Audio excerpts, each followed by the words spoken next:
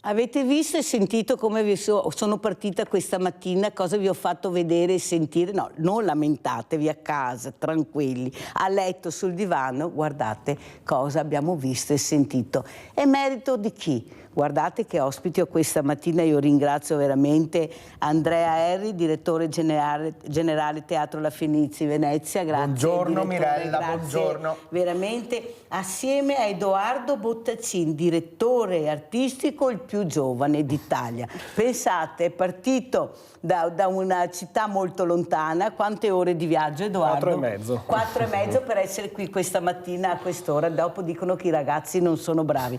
Grazie veramente. Grazie, buongiorno Mirella e buongiorno a tutti. Anche a lei. Allora, intanto ringraziamo sempre Andrea Erri per capire anche l'importanza della cultura, della musica, dell'arte, della storia dei teatri, della nostra storia veneta italiana. Però prima saluto anche Pietro Martire, che è presidente associazione Oltre il Muro, Inclusione e Disabilità, responsabile CIP Venezia e anche un atleta. Grazie caro Martire di essere qui, visto che regalo questa mattina, ma poi ti dirò il perché Martire ti ho invitato questa mattina assieme a questi due graditissimi ospiti, perché la sensibilità per la fragilità non è che si trovi dietro l'angolo, purtroppo. Bisogna avere la fortuna nel tuo percorso di vita di aver conosciuto delle persone. Io sono una di queste, io sono stata molto fortunata nella mia vita, ho seminato tanto, è vero, ho raccolto poco, però quel poco è preziosissimo. E sono queste persone che quando io chiamo loro rispondono, ecco, si mettono a disposizione perché capiscono l'importanza di arrivare nelle case, di far sentire e vedere anche i più fragili questi brani, questi eventi meravigliosi che non hanno la fortuna di vedere, perché molti ammalati, molti con problemi, poca disponibilità. Prego, direttore. Questi nostri telespettatori avranno avuto modo di vedere un Rigoletto molto particolare, no?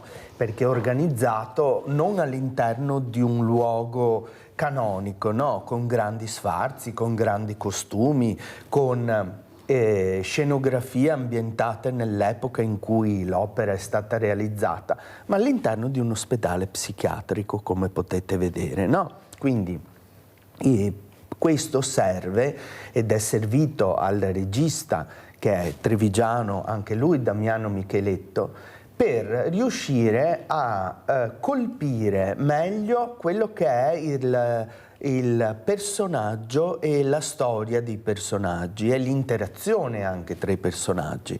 Questo rapporto tra padre e figlia, che è tipico della storia di Rigoletto, che poi finirà, diciamo, tragicamente sia per l'uno e sia per l'altro. Allora, sentiamo anche il direttore Edoardo Martire, soprattutto, Edoardo Bottacin, soprattutto un giovane che si avvicina alla cultura, alla musica, all'arte. Quanto importante è iniziare da piccoli a frequentare, a sentire, a iniziare un percorso, perché non puoi pretendere di iniziare a 15-20 anni. Sì, qualcosa riesci a fare, però deve essere una cosa graduale, devi avere anche questo ascolto da parte dei bambini, che c'è, il problema è là, loro ci sono. Il problema è che poi si perdono perché la famiglia non riesce a capire, i genitori, l'importanza invece di far fare questi percorsi musicali, culturali e anche, direi, artistici. Prego. Io ritengo che la cosa più importante è essere in grado di trasmettere la passione, che non vuol dire necessariamente poi lavorare nel mondo del teatro, ma trovare e questo è il nostro obiettivo, trovare quell'elemento chiave, quella chiave di volta che possa trasmettere alle nuove generazioni dell'interesse per il mondo dell'opera, che vuol dire non solo il cantante, ma anche la disciplina del teatro, le persone che ci lavorano. Se noi siamo in grado di trasmettere anche solo una delle professioni, degli elementi che compongono uno spettacolo, che possano destare interesse sulle nuove generazioni, abbiamo fatto centro, perché noi dobbiamo in qualche maniera riuscire a stupirli, perché i ragazzi cercano purtroppo sempre di più emozioni nuove, e noi dobbiamo essere al passo con i tempi, e quindi tramite la cultura, tramite la musica e tramite il teatro d'opera, che insomma ha una storia più che centenaria, insomma veramente uno dei generi più antichi, insomma, che ci sono, quello del canto di fatto, e dobbiamo essere in grado di saper comunicare anche con le nuove generazioni, e quindi partire da presto e coltivare poi lungo tutto il percorso didattico da giovanissimi fino a oltre l'università, e quindi così avere il pubblico del domani. Allora, direttore, come vede questi giovani, lei, questi bambini, ecco, questo pubblico che forse non riusciamo a capire l'importanza di attenzionarli, di capire veramente cosa è meglio per loro, dove indirizzarli? Perché io dico sempre, direttore, che io non devo essere fortunata ad avere quella famiglia, quegli insegnanti. Io devo avere quello che mi aspetta di diritto come un bambino, capire, conoscere ed avere quelle cose necessarie perché questo ramoscello cresca dritto. Ecco, questo può fare la cultura, l'arte, la musica, il canto. Prego, direttore. Sì, noi dobbiamo assolutamente continuare a offrire cultura a tutti. La cultura non deve avere delle barriere, no? E appunto, come si diceva, non deve essere la fortuna di capitare nella classe con l'insegnante che fatalità andava a teatro e quindi porta i ragazzi. E questo è un percorso che noi stiamo cercando di fare anche come Teatro Sociale di Rovigo, portando il teatro fuori dal teatro. Siccome notiamo che sempre di più la burocrazia ci impedisce di portare i giovani a teatro, banalmente il costo del pullman, che è diventato insostenibile per certe famiglie, quindi classi che devono rinunciare a venire dal Polesine a Rovigo al teatro per dei costi non sostenibili, grazie anche una serie di collaborazioni abbiamo cercato, oltre alle proposte in teatro, di andare nelle scuole con delle proposte di spettacolo, magari anche con tematiche sensibili, perché negli ultimi anni, ogni anno abbiamo voluto fare degli spettacoli su tematiche quali il ritiro sociale, per dirne una. Quest'anno lavoreremo sulla grassofobia, quindi anche parlare tramite la cultura di problemi che affliggono le nuove generazioni, essere uno strumento di dialogo e di riflessione non convenzionale. Questo è quello che ritengo sia doveroso fare come istituzione culturale per cercare di continuare ad essere presente non solo per i più fortunati, ma per tutti. Allora, mi permetto di chiedere l'età, visto che non è una donna, perché guai chiedere l'età, dicono alla donna, anche se tutto sommato abbiamo fatto anche un passo avanti anche in là. Quanti anni hai, dottore? Vado per i 29. Ecco, avete sentito la competenza, la professionalità, il saper parlare in maniera semplice per far capire l'importanza di quello che abbiamo sentito e visto. Direttore, cosa dice? Questa fortuna di avere qui in Italia questi ragazzi, questi uomini, e cerca sempre di andare all'estero per trovare il miglior architetto, il miglior ingegnere, e poi abbiamo in casa, perché abbiamo una fortuna, e lo dico davanti alle telecamere, che nel nostro DNA c'è la creatività. Ecco, noi abbiamo questa fortuna, siamo nati così. L'importante è capire e riuscire a tirar fuori questa creatività a questi bambini che poi diventano ragazzi, uomini a 29 anni, il più giovane direttore artistico. Prego, direttore.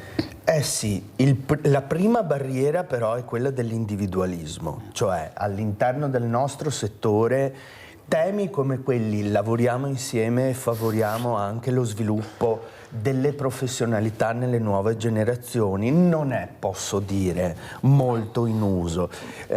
Io mi onoro del fatto di essere stato una delle persone che ha scoperto, per così dire, se così si può dire, perché io posso solo scoprire, perché il talento non ce l'ho io e non si può infondere sulle altre persone, ma il talento c'è alla base. Quello che invece possiamo fare noi, delle generazioni diciamo che sono un po' più avanti, è quello di valorizzare queste nuove generazioni e il talento che c'è in questi giovani. Assolutamente talento, vuoi dal punto di vista di quello che è la fruizione, quindi l'ascolto, quindi come giustamente diceva Edoardo, ma lo dico anch'io, uno dei compiti maggiori che noi abbiamo è quello che in termine tecnico viene chiamato dell'audience development, cioè dello sviluppo dell'audience, dell'allargamento delle platee di fruitori. E sai Mirella perché? Perché partiamo da una constatazione molto semplice. Chi è che paga le tasse? Le tasse le pagano tutti i cittadini. Parte di queste tasse e imposte vengono impiegate per poi sovvenzionare la cultura e noi rispondiamo a tutti i cittadini. Non rispondiamo a ristrette elite di persone che possono permettersi di poter pagare 200 euro a un biglietto, no? Ma dobbiamo trovare delle occasioni per abbinare situazioni di questo tipo, cioè in cui abbiamo degli eventi che richiedono anche un impegno finanziario interessante, però io dico sempre che non è che una cena in un ristorante stellato costi meno, costa molto di più. Eppure le cene nei ristoranti stellati sono delle esperienze che vengono richieste da moltissime persone. Però paradossalmente io dico sempre, lì però hai 8 cuochi che si dedicano a te. Nel palcoscenico ci sono 250 persone che cantano e che suonano per te. È una cosa diversa. Molto diversa, molto diversa. Allora sentiamo anche il nostro Pietro Martire.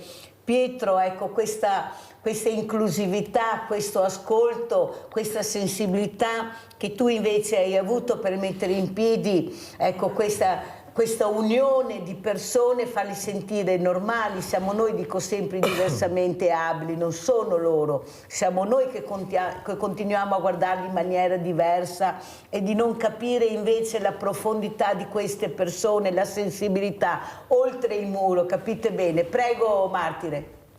Sì, anch'io nel mio piccolo faccio un po' di cultura, vado nelle scuole a trattare il tema dell'inclusione, il tema della disabilità. Edoardo ha toccato dei punti giusti, il fatto di dover arrivare ai più giovani, il fatto di poter trasmettere emozioni. Io porto la mia storia e nelle scuole poi, raccontando la mia storia, tratto un tema particolare che è quello dei parcheggi per le persone con disabilità, che spesso vengono occupati da chi non ne ha diritto.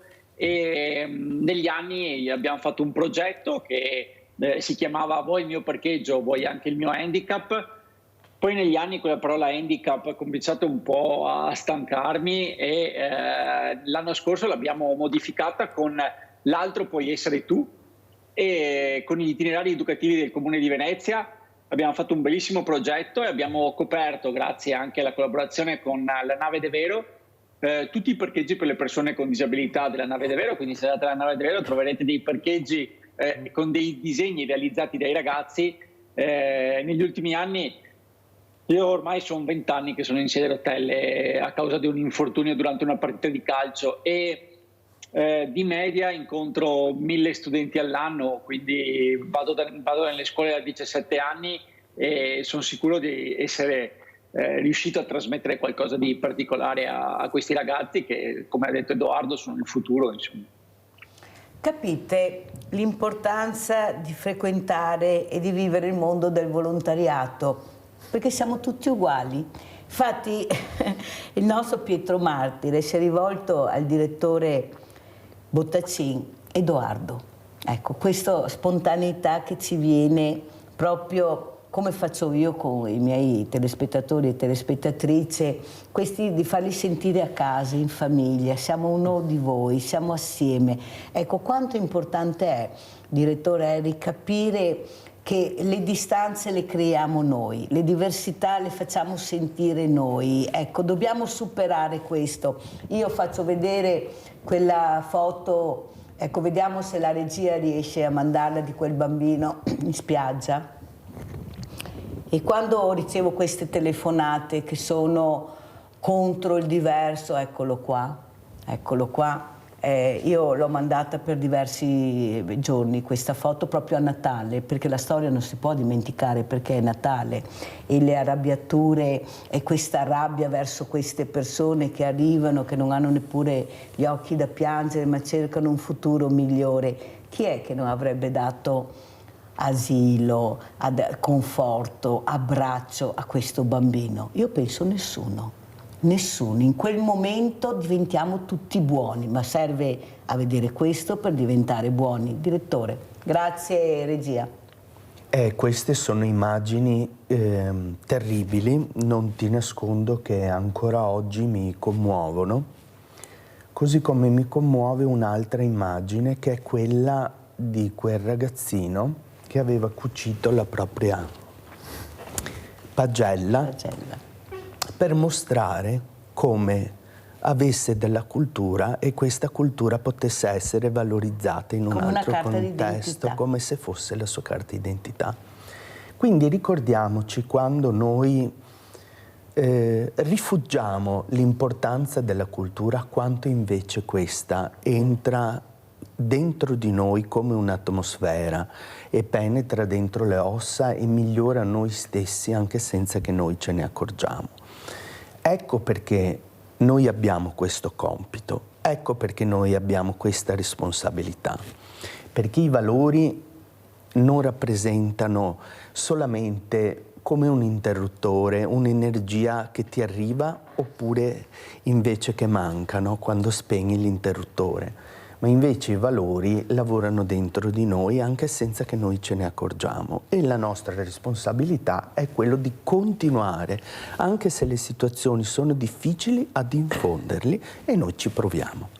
Grazie direttore per queste parole, perché la storia è storia, non si può cancellare la storia e vedere solo quello che tu vuoi vedere, perché sai che non ti impegna, ecco, che non ti fa soffrire, che non ti fa piangere. Delle volte invece l'emozione è anche quella di ricordare. Noi abbiamo bisogno di emozioni, non abbiamo più emozioni, noi dobbiamo emozionarci anche con una foto per diventare più buoni. Adesso devo aprire il centralino, sennò Rinaldo veramente non so cosa sta facendo. Rinaldo, eccoci qua! Ciao Mirella. Ciao. E buongiorno ai suoi ospiti. Saluto il direttore intanto della Fenice, che mi fa piacere vederlo, va bene. E dopo è musica lirica fin dall'800 ed era l'unica cosa che c'era, non c'è come adesso che se basta con telefoni, là quanta musica che dico. Pensa che chi che non era buoni a scrivere, sapeva le opere a memoria, ed era una cultura di tutti, perché non era altro. Quello che sbaglia adesso è portarla nelle scuole come una materia, perché impara i poteri, da piccoli si insegna, capito? l'opera è difficile anche, è complessa, non da capire, però è bella, però bisogna che ti appassioni.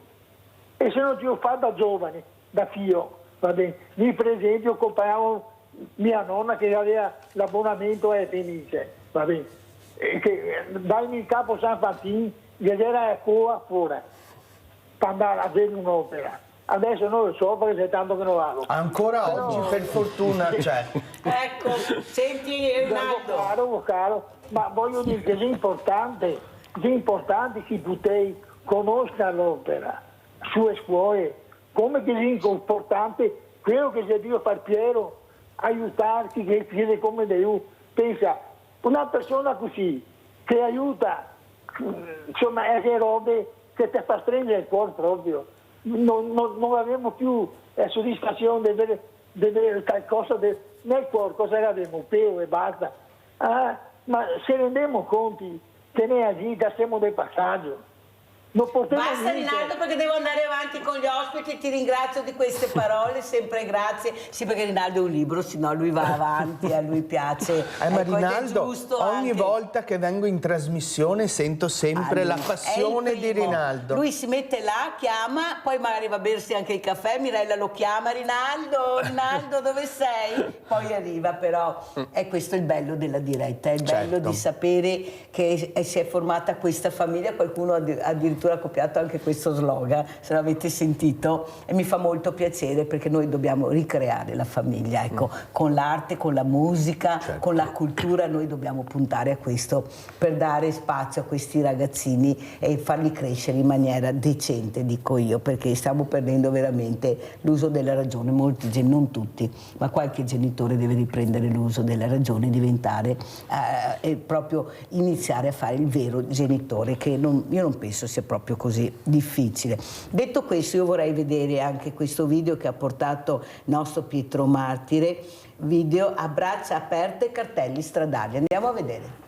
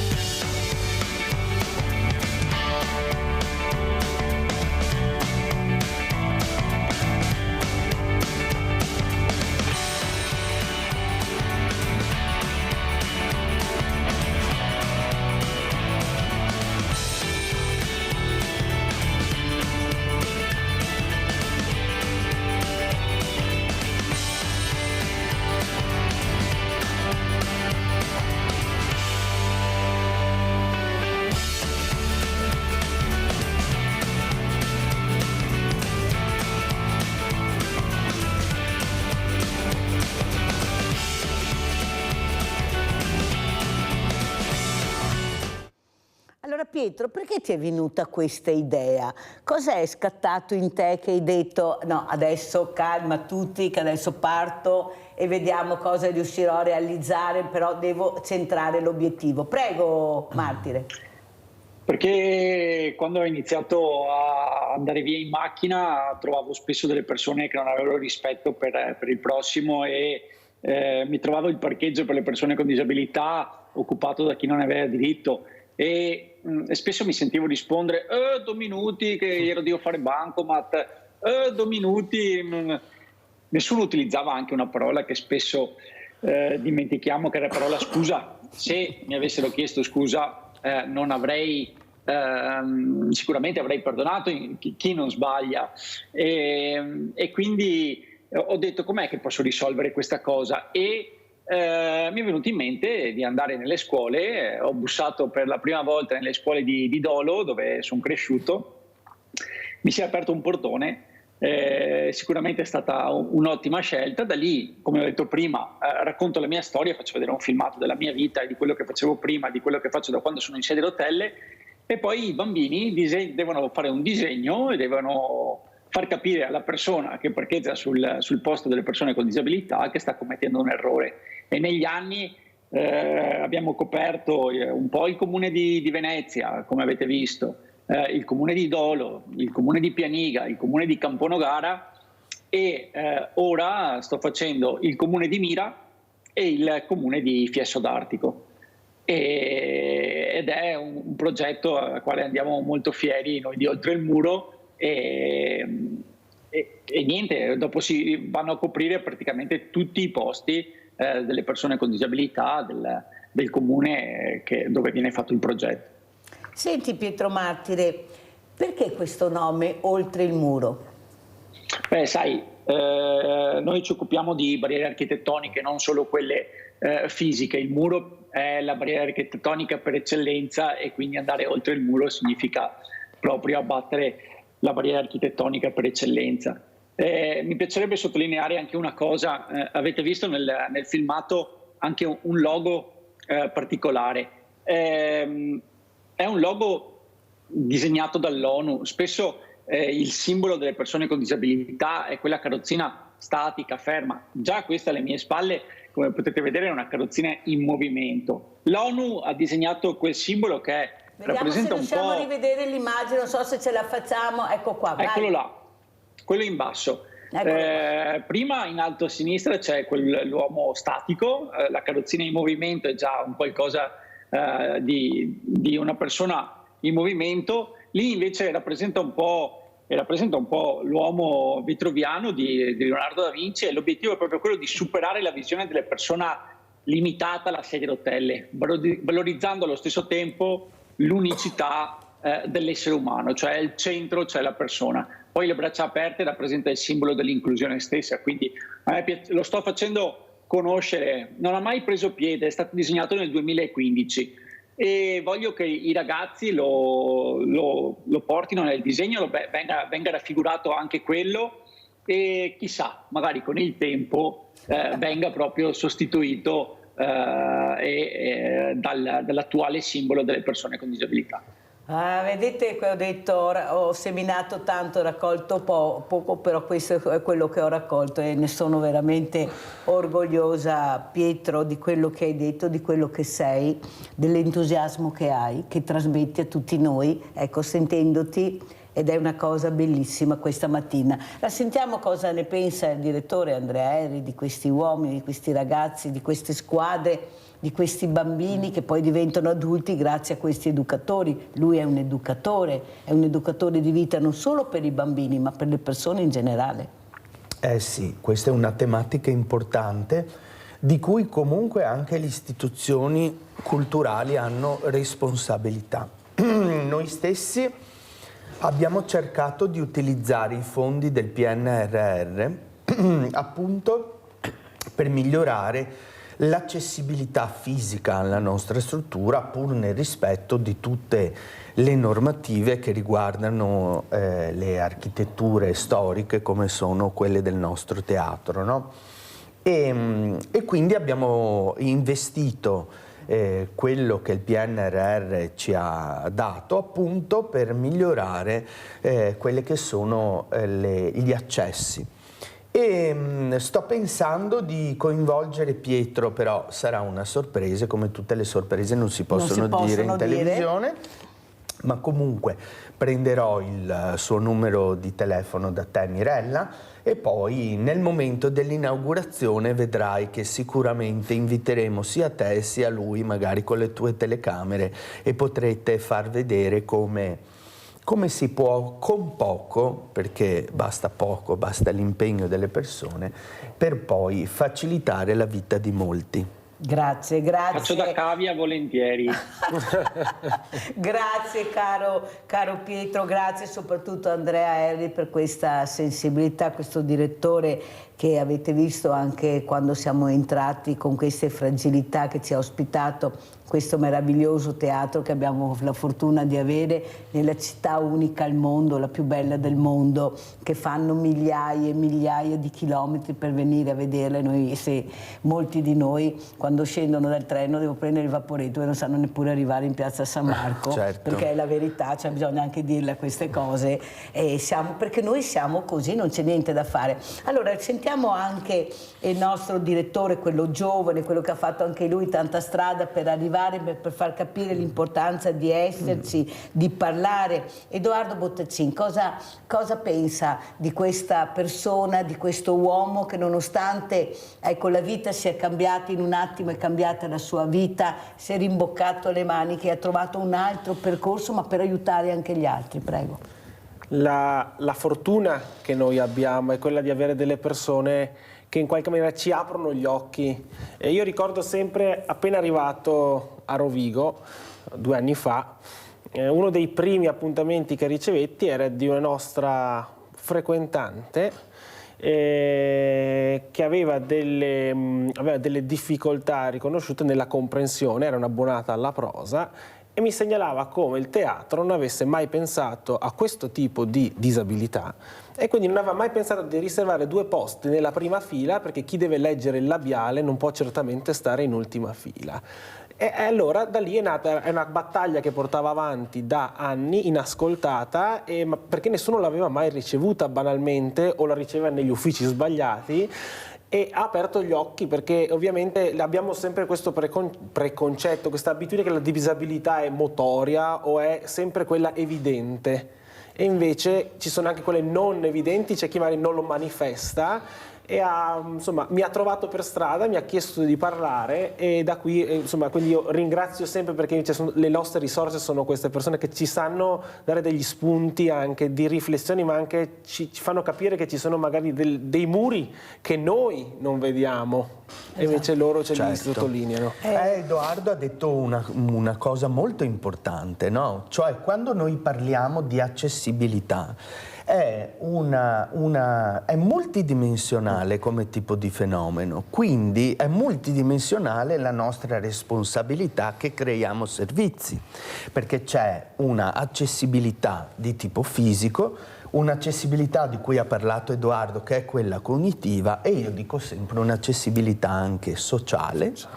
e di tipo economico, cioè non solo quelli che possono permetterselo devono avere accesso alla cultura. Quindi quando noi abbiamo coperto questo spettro, questo prisma, possiamo sicuramente dire di essere un'istituzione accessibile.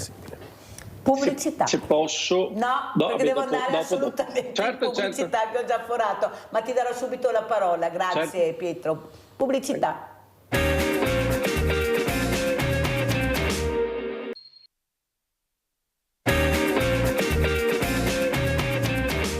Leone da Tre Baselle, che io sapevo che questa mattina chiamavi, Leone, io lo sapevo che tu avresti chiamato, sì. Ciao Leone caro. Ciao Mirella, grazie. Volevo chiedere al direttore del Teatro La Fenice se i biglietti in prima fila, per sedersi in prima fila, si può, cioè se sono riservati persone tanti o chiunque può chiedere il biglietto in prima fila, specialmente per Capodanno, per il concerto di Capodanno. Poi un'altra cosa da dire, siccome io sono anziano, allora sono andato a Campo San Piero per prendere il treno a Padova e normalmente prendo il biglietto al bar, che è bar edicola, andavo là e prendevo il biglietto. Adesso hanno messo una macchinetta per fare i biglietti. Allora io ho provato a fare il biglietto da solo, ma non ci sono riuscito, perché bisogna mettere se è un cane, se è un gatto, se è prima classe, se sei seconda classe.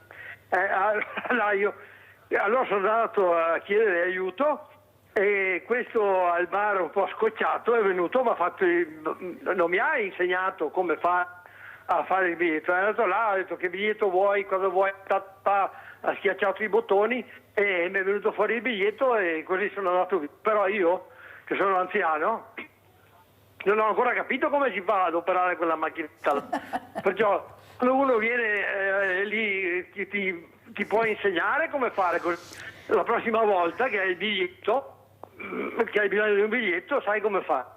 Poi ho guardato nel treno e non c'era nessun anziano nel treno, e allora ho capito perché. Ciao Mirella, grazie. Ma col 2025 sei diventato vecchio, perché ti chiami anziano. Sai che io vi chiamo diversamente giovani. Voi non siete vecchi o anziani, siete diversamente giovani, e lo dimostra il fatto che ti muovi, che vai, che prendi i treni, anche se non sai adoperare la macchinetta. Ecco, vedi il mondo del volontariato che potrebbe aiutare anche le amministrazioni, ecco, in supporto, perché abbiamo dei giovani bravissimi anche con la tecnologia. Allora sentiamo il direttore Eri, poi sentiamo anche Marti che voleva aggiungere qualcosa nella prima parte, prego. Allora, per comprare il biglietto in prima fila, chiaramente, siccome ci vogliono andare tutti, chiaramente bisogna monitorare quando si aprono le vendite, e siccome adesso c'è un sistema automatizzato che mostra la pianta del teatro con tutti i posti liberi, e bisogna cliccare sui posti che poi si desiderano. Chiaramente, se uno vuole partecipare al concerto di Capodanno, adesso si apriranno le vendite a metà febbraio, e dovrà essere tra i primi a potersi prenotare, ma sicuramente non sono posti riservati, ma sono posti che noi diamo e che apriamo alla vendita per chi vuole partecipare. Hai capito, Leone? Perciò se ti interessa, casomai Mirella ti può dare anche un aiutino se non sei molto pratico molto in questo, molto tecnologico, perché so quanto ci tieni, perché basta sentire dalla telefonata, ecco, sai, la prima fila è la prima fila, non c'è niente da fare, ed è giusto ed è vero quello che dici. Condivido, Leone, una volta nella vita provare la prima fila alla Fenice, cioè capisci bene che è una cosa non solo alla Fenice ma la prima fila, ecco, la prima fila, sono riuscito ad arrivarci. Pietro Martire, vai! Sì, mi collego proprio alla prima fila, che spesso negli spettacoli le persone con disabilità vengono messe in un posto tra virgolette isolato, con una pedana apposta nei concerti ad esempio, e se io volessi prendere ad un concerto un Prato Gold e spendere anche i 250 euro, non lo posso fare, e loro si nascondono tra virgolette dietro i motivi di sicurezza. Come crei la sicurezza per una persona normodotata, la crei anche per posti limitati per persone con disabilità, se io voglio vedermi uno spettacolo sotto al palco. E l'altra cosa grave secondo me è il fatto di avere l'accompagnatore maggiorenne. Se io avessi un figlio non lo posso portare a un concerto se non ha compiuto la maggiore età. E questa è un'altra pecca non da poco, da dover lavorare ancora molto per quanto riguarda lo spettacolo. Vi assicuro che se devo avere un'uscita di sicurezza o qualcuno che mi porta, c'è un personale addetto, ci sarà un percorso apposta. Di solito noi ormai abbiamo anche degli ausili che ci permettono di scappare velocemente se succede qualcosa, però insomma sono delle cose che vanno, guardando anche i numeri, secondo me si deve ancora lavorare bene, lavorare ancora nella maniera opportuna per abbattere ancora dei muri importanti nello spettacolo. Caro Pietro, se non ci fosse dovrei inventarti, per quello che stai dicendo, quante cose potremmo fare grazie anche alla tecnologia. E invece giustamente se non investi, ecco, la tecnologia non arriva, i soldi sono sempre pochi per il mondo delle fragilità. Sai, quando mi sono accorta, Pietro, dell'importanza della prima fila, quando ho incontrato il Papa Francesco. Sono stata invitata assieme a tutti i banchi mondiali, c'erano tutti i banchi del mondo, i banchi alimentari del mondo.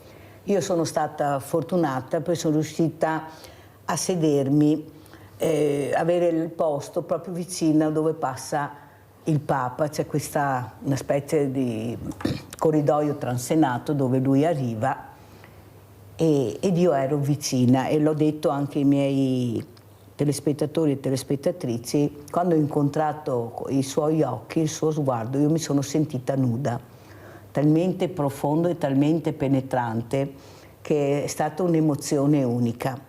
E cosa ho visto? Nelle prime due file tutto il mondo di diversamente agili. Lui nelle prime due file aveva questo mondo, e la prima cosa che ha fatto è andato ad abbracciare e baciare tutti i bambini, tutte le persone, erano anche molto piccoli, minori, con gravi patologie, e lui la prima cosa, ancora prima di salutarci, è andato a salutare loro. Ecco, io dico, questo Papa a volte è molto criticato, che qualcuno dovrebbe imparare a conoscerlo più profondamente. È un Papa che viene dalle favelas, è un Papa che sa cosa vuol dire la fragilità, la diversità, la miseria, non la povertà, che è una cosa diversa, molto diversa. Forse questo sguardo, se tu hai la fortuna di incontrare, forse riesci a capire la profondità di quest'uomo che sta cercando di far capire che la Chiesa deve essere povera e non ricca, che non ha i diamanti brillanti, la croce d'oro, ma una croce di ferro, con delle scarpe incredibili, con questa borsa incredibile, adesso non riesce più a portarla, ma lui aveva sta borsa, che esce per prendersi qualcosa senza nessun problema. Forse non siamo in grado di capire la grandezza di questo uomo e questo mi fa molto male purtroppo, però molti lo capiscono ancora fortunatamente e speriamo che un po' alla volta, un passo a volta, anche parlandone, anche come questa trasmissione, ecco, riusciamo a capire questo. Allora andiamo a vedere un'altra parte del Rigoletto.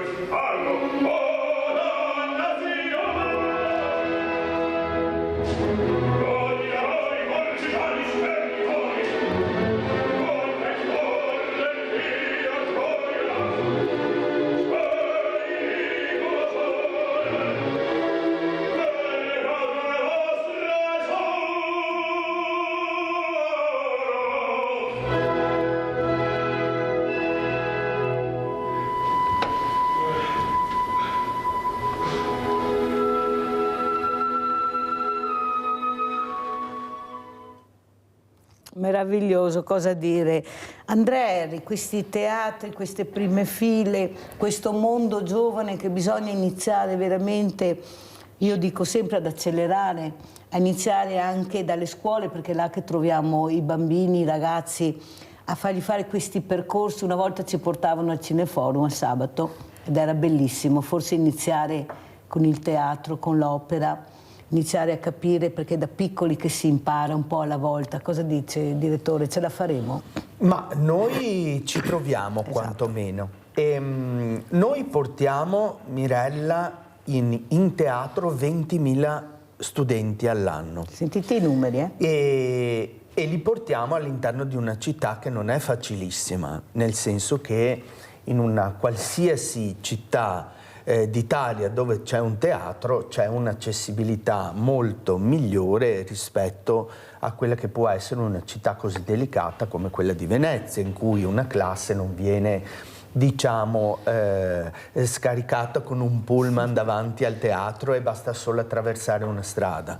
Una volta arrivati a Santa Lucia inizia l'avventura per un insegnante molto spesso, perché bisogna venirci quando c'è l'acqua alta. Adesso per fortuna non ce l'abbiamo più, però tutto quelli che sono i fenomeni atmosferici e quindi con le grandi tensioni e ansie di genitori, perché una goccia di pioggia oggi il proprio figlio non la può prendere, quando noi ne abbiamo prese anche molte ai nostri tempi, no? Gocce di acqua, e siamo ancora qui a parlarne.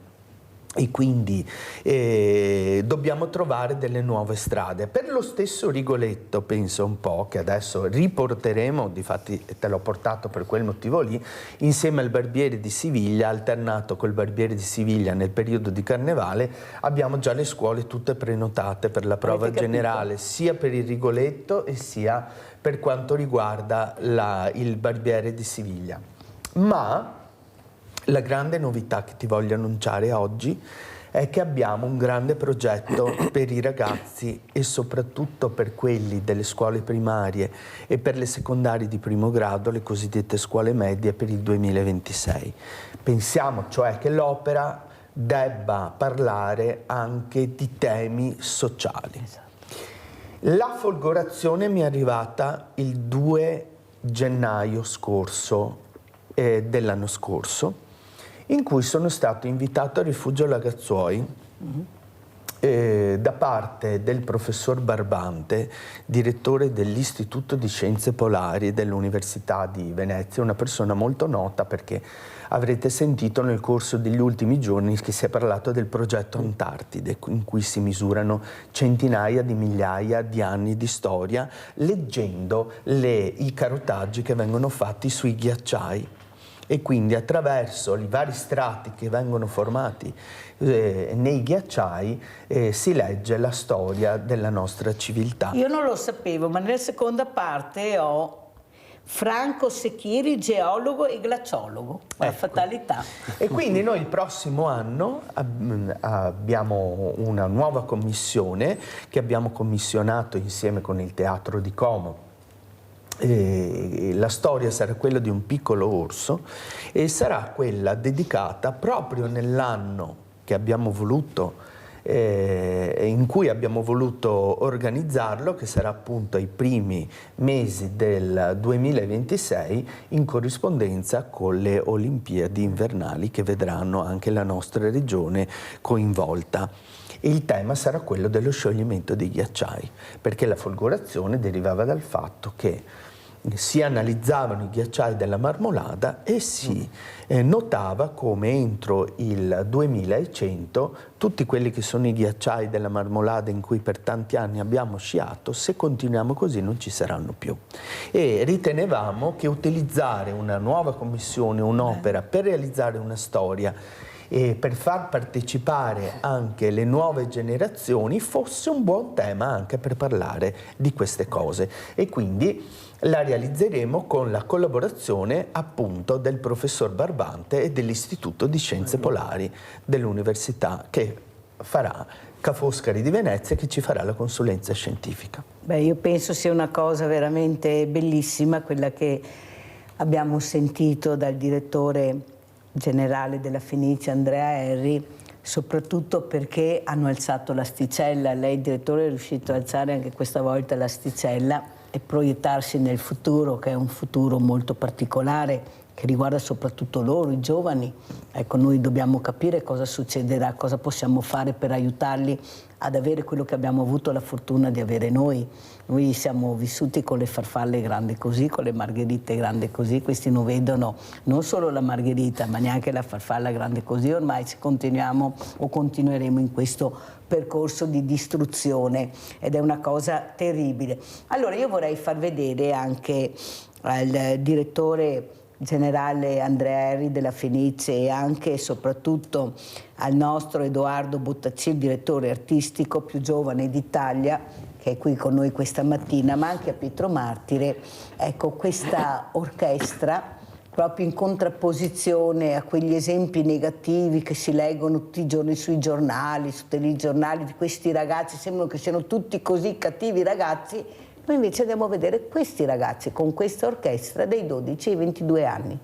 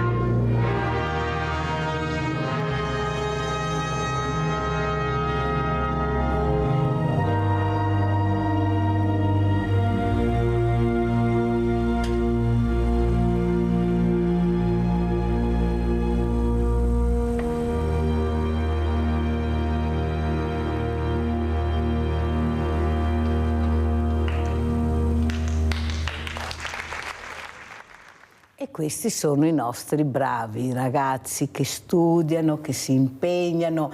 Allora vorrei sentire proprio dal direttore Edoardo Bottacin cosa ne pensa di questi ragazzi invece che hanno intrapreso un percorso molto importante e che i risultati li vedranno perché si impegnano, perché ci credono. Prego, direttore. Noi abbiamo come regione la fortuna di avere diversi conservatori, sono 5 se non ricordo male.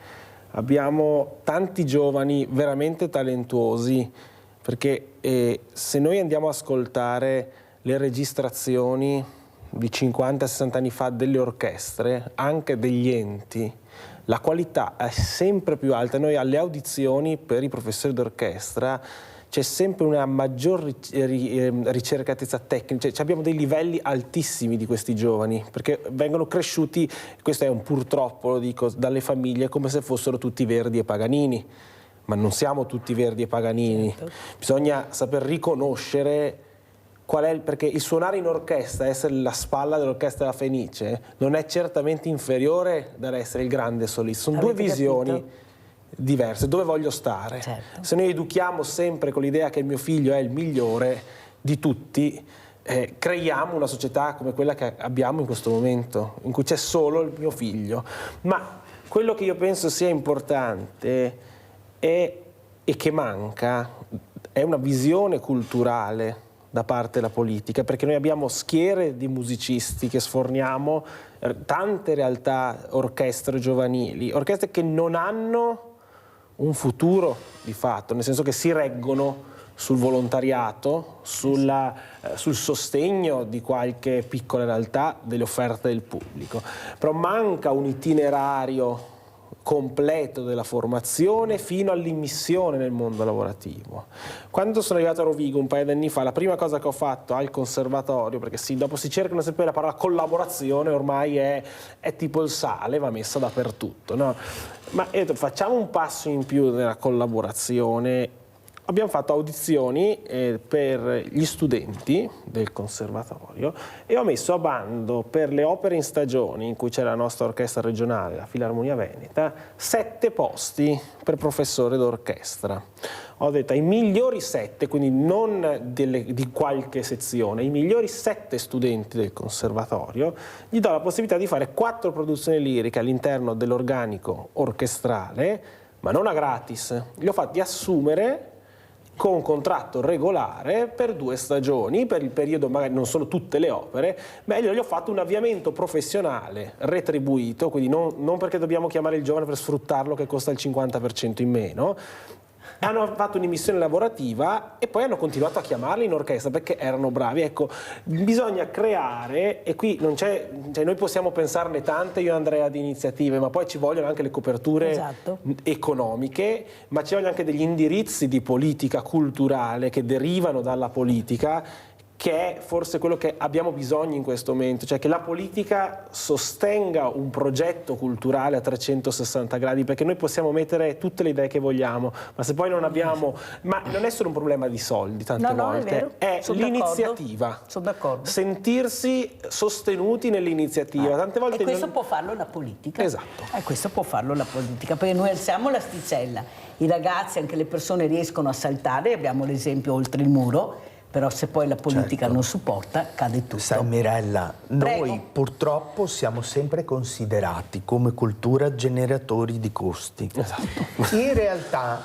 realtà, appunto per cercare di confutare questo tipo di, come dire, di pregiudizio, abbiamo cercato di condurre assieme col Dipartimento di Economia dell'Università Ca' Foscari di Venezia un'indagine di impatto. No, fermo allora. Io vorrei sapere se il direttore generale Andrea Erri può fermarsi ancora una mezz'oretta, un quarto d'ora, 20 minuti, perché adesso io avrei Alessandro Minello, il professor Alessandro Minello, economista, assieme appunto al geologo e glaciologo Franco Secchieri. Lei riesce, direttore, o deve scappare?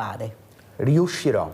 E allora andiamo, salutiamo prima di tutto Pietro Martire. Pietro, come ci saluti? Beh, io vi saluto con una frase che a me piace molto, che essere diversi non è una cosa né buona né cattiva, significa solamente che si è abbastanza coraggiosi da essere se stessi. Il consiglio che do a tutti: siate sempre voi stessi e fatelo con una cosa che non dobbiamo mai perdere, che è il sorriso. Grazie. Pietro, ti chiamerò veramente molto presto perché devo informarti di una cosa, mi piacerebbe che tu facessi parte della mia squadra. Aspetto anche il direttore.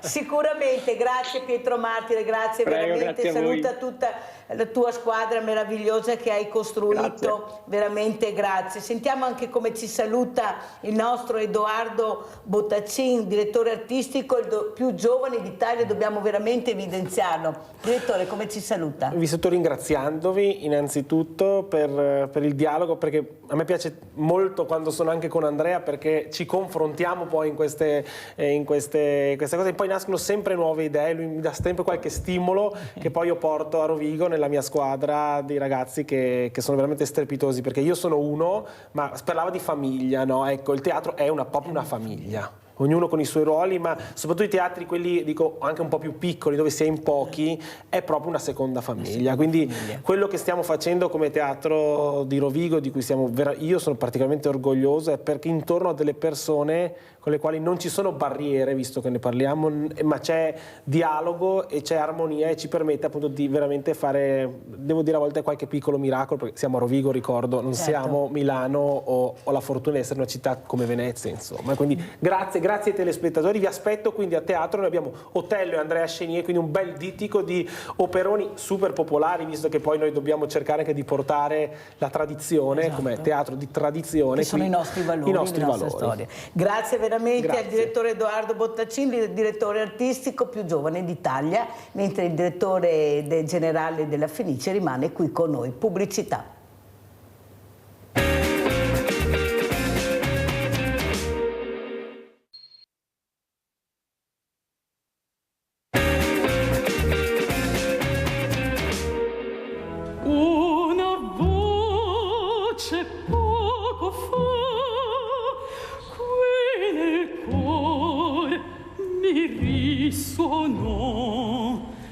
Il mio cuore ferito è già,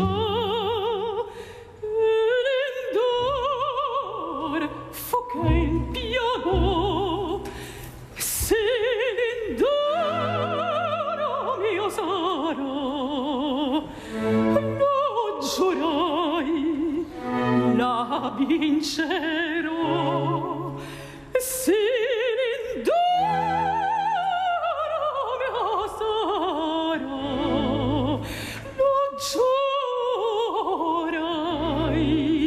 la vincerò.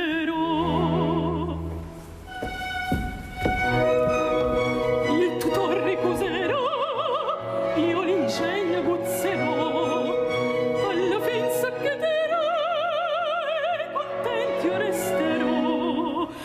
Se l'indoro mio sarà,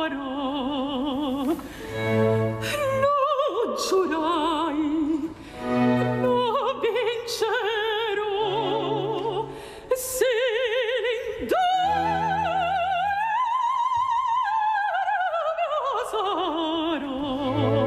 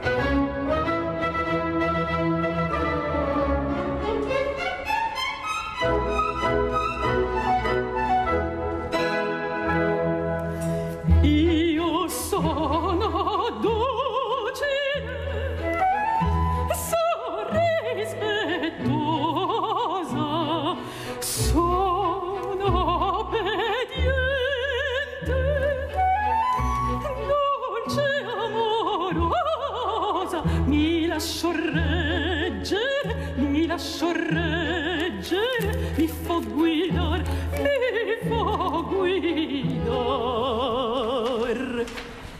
ma se mi toccano dove il mio demone, sarò una vipera, sarò, e 100 trappole prima di cedere, farò giocar, e 100 trappole prima di cedere, farò giocare, e 100 trappole prima di cedere, e 100 trappole farò giocare.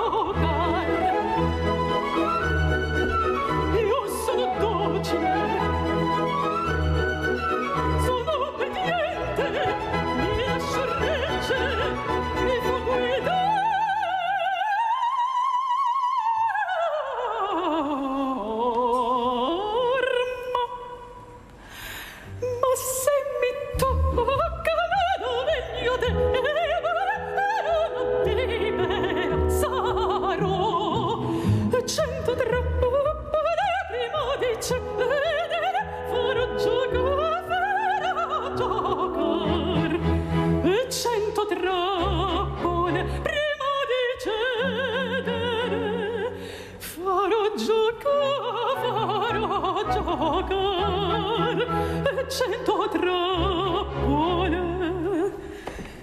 prima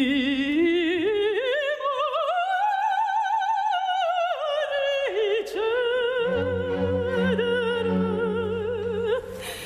e 100 trappole paro giocare e 100 trappole paro giocare 100 trappole paro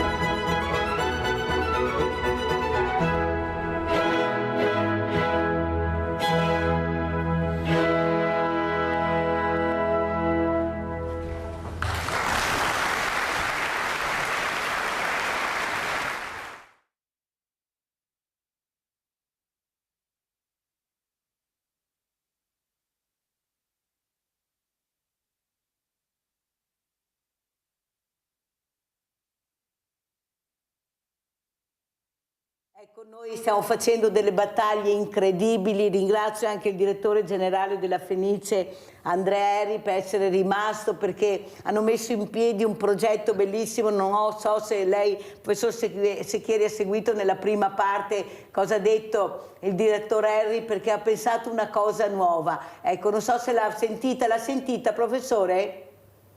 Sì, l'ho sentita. Intanto saluto lei e gli spettatori, grazie dell'invito e buongiorno. E volevo aggiungere una considerazione su quanto è stato detto dal direttore poco fa, sul fatto del ghiacciaio della Marmolada che scomparirà entro il 2100. Purtroppo devo deluderlo, perché io tra l'altro mi occupo dei ghiacciai anche quindi della Marmolada, e 40 anni circa, grazie alla mia età anagrafica, che seguo gli andamenti di questo ghiacciaio, e il 2100 è troppo lontano. Continuando questa situazione di mutazione climatica, il ghiacciaio della Marmolada, a parte che sta già scomparendo, si è frammentato in più parti, ma a quella data non ci arriverà di sicuro. Qualcuno prevede il 2050, ma se continua così forse anche prima. Sentiamo come commenta il direttore, cosa dice di queste tristi parole che abbiamo sentito. Se qualcuno non interviene perdiamo tutto. Prego, quello che ho detto prima. Noi la nostra parte infatti la facciamo, nel senso che abbiamo dedicato alle giovani generazioni una nuova commissione di un'opera che chiaramente, come tutte le opere rivolte all'infanzia, ai bambini, devono avere un personaggio. Il nostro personaggio sarà quello del piccolo orso, che vedrà un ecosistema completamente trasformato se continuiamo ad agire così in maniera egoistica e pensare che non siamo ospiti ma padroni invece di questo pianeta. Cosa ne pensa, professore? Noi siamo ospiti ma qualcuno non lo capisce, eppure i segnali lei assieme a tanti altri scienziati, ricercatori li avete dati, ecco, avete cercato di metterli nella buona strada, ma io sono convinta che molti sentono ma non ascoltano a questo punto, eppure ci sono anche gli occhiali adesso per sentire. Regaleremo gli occhiali, professore, a qualcuno che ancora non ascolta. Ecco, cosa sta succedendo? Perché non c'è questa attenzione con queste fragilità? Prego, il clima, sì, ma anche l'uomo sta facendo la sua parte, l'uomo quello cattivo, come i ragazzi, i bravi, i cattivi ragazzi. Qui abbiamo una cattiva politica anche, prego. Allora, io non smetto di dire da tanto tempo che il primo segnale di allarme, e questo lo testimonia anche il titolo di prima pagina di un giornale che ho scritto, che mi ha pubblicato appunto questo allarme ben 32 anni fa. Però allora nessuno ha ascoltato, non ne fregava niente a nessuno, forse perché non ero bello come Greta Thunberg. Sta di fatto, ecco, che adesso non si sta dicendo nessuna novità. Noi glaciologi, i miei colleghi, sono anni che lo abbiamo detto, perché poi parlare di ghiacciai, ovviamente ognuno è specializzato nelle sue materie, e quindi io parlo di ghiacciai perché sono, a parte un elemento essenziale della superficie terrestre, pensi non solamente ai ghiacciai, alla marmolada, ai ghiacci antartici delle calotte polari e altro. I ghiacciai ci danno acqua, tra l'altro, e quindi sono indispensabili anche per la nostra agricoltura. Quindi le condizioni climatiche, ad esempio delle ultime estate, ad esempio del 2022-2023, sono state anche 2024, che è stato definito come l'anno più caldo da quando esistono le registrazioni, ci devono far preoccupare, perché la mancanza di acqua potrà produrre dei danni notevoli non solo all'ambiente ma anche alla nostra società.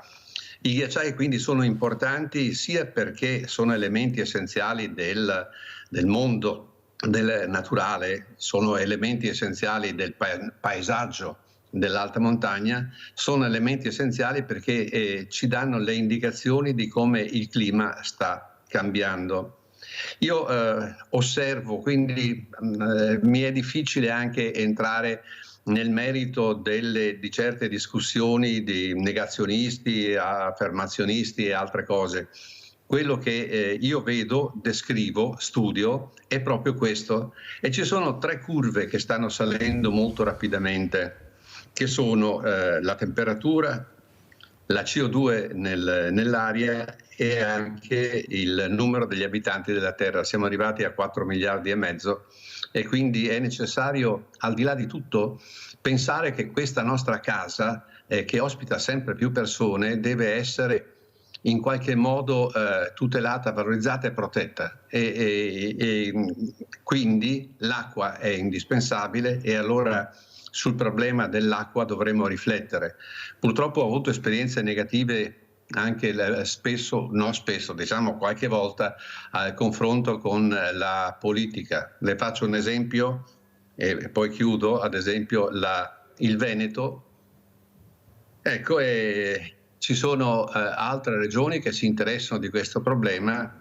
Il Veneto, a parte l'ARPAV, non si è interessato molto di ghiacciai, anzi devo dire che avevo preparato, ho fatto poi, tra l'altro ho tradotto anche in un libro, il catasto dei ghiacciai delle Dolomiti. Ebbene, da quando è entrata la nuova amministrazione regionale, di questo proprio è stato buttato via tutto e non gliene è importato nulla. Questa, secondo me, ed è qualche anno che lo dico, è una cosa piuttosto grave, perché la politica è uno degli strumenti che permette di intervenire per poter fare, non dico tanto delle modifiche quanto degli adattamenti, perché una cosa importante, bisogna che ci adattiamo alle nuove condizioni climatiche e meteorologiche.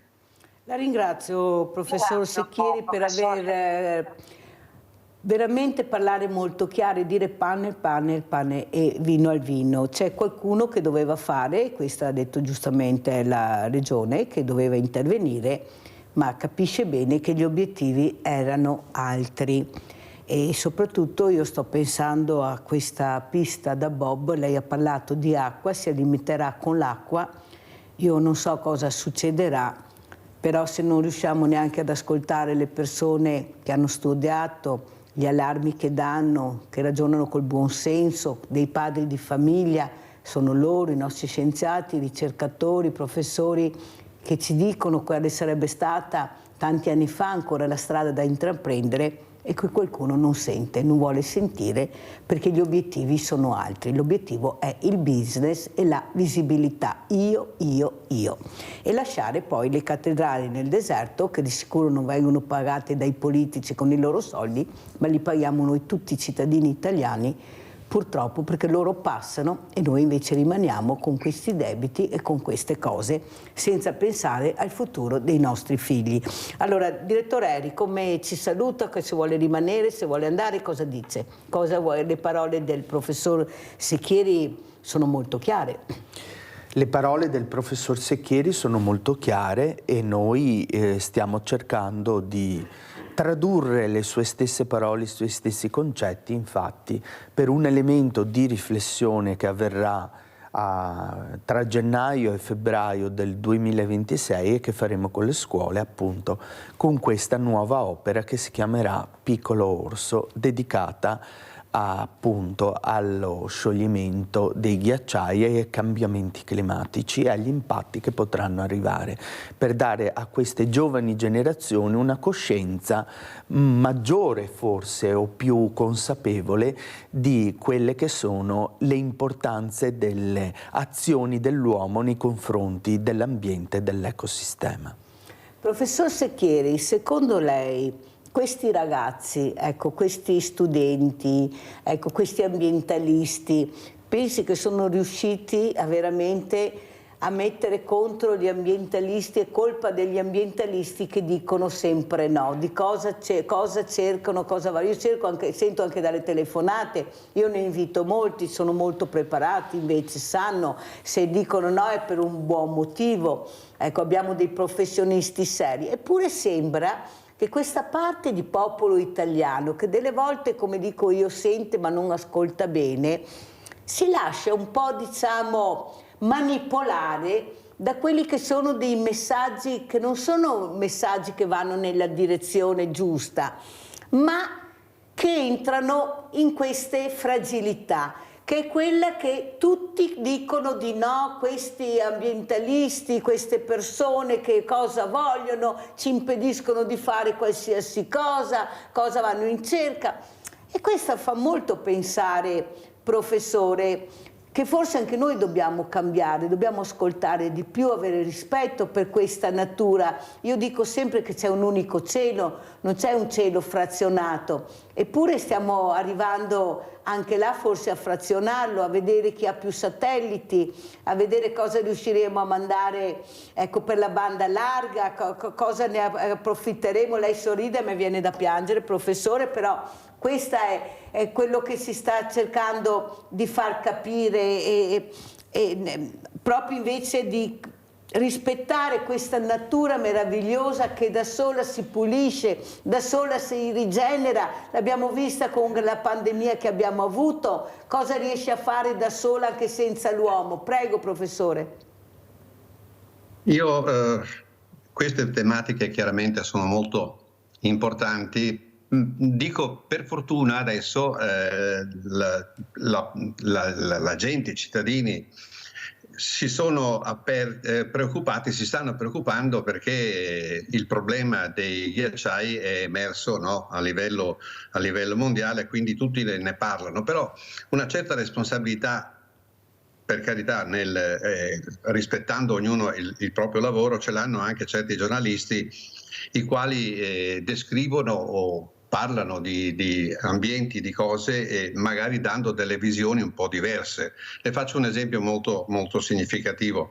Ad esempio c'è stato in questo periodo delle vacanze natalizie l'esplosione dello sci, tutti quanti andavano a sciare e giornali e televisioni mostravano le montagne riempite di neve qua e là, e invece poi andando a vedere nello specifico la neve era più che altro sparata. Questo è anche uno dei motivi per cui gli ski pass probabilmente, ecco, sono andati alle stelle come prezzi, e girando intorno con le telecamere vedevi i versanti delle montagne, ad esempio Cortina, quasi non bianchi, ma insomma non ricoperti di neve, come in realtà sembrava che fosse dalle descrizioni.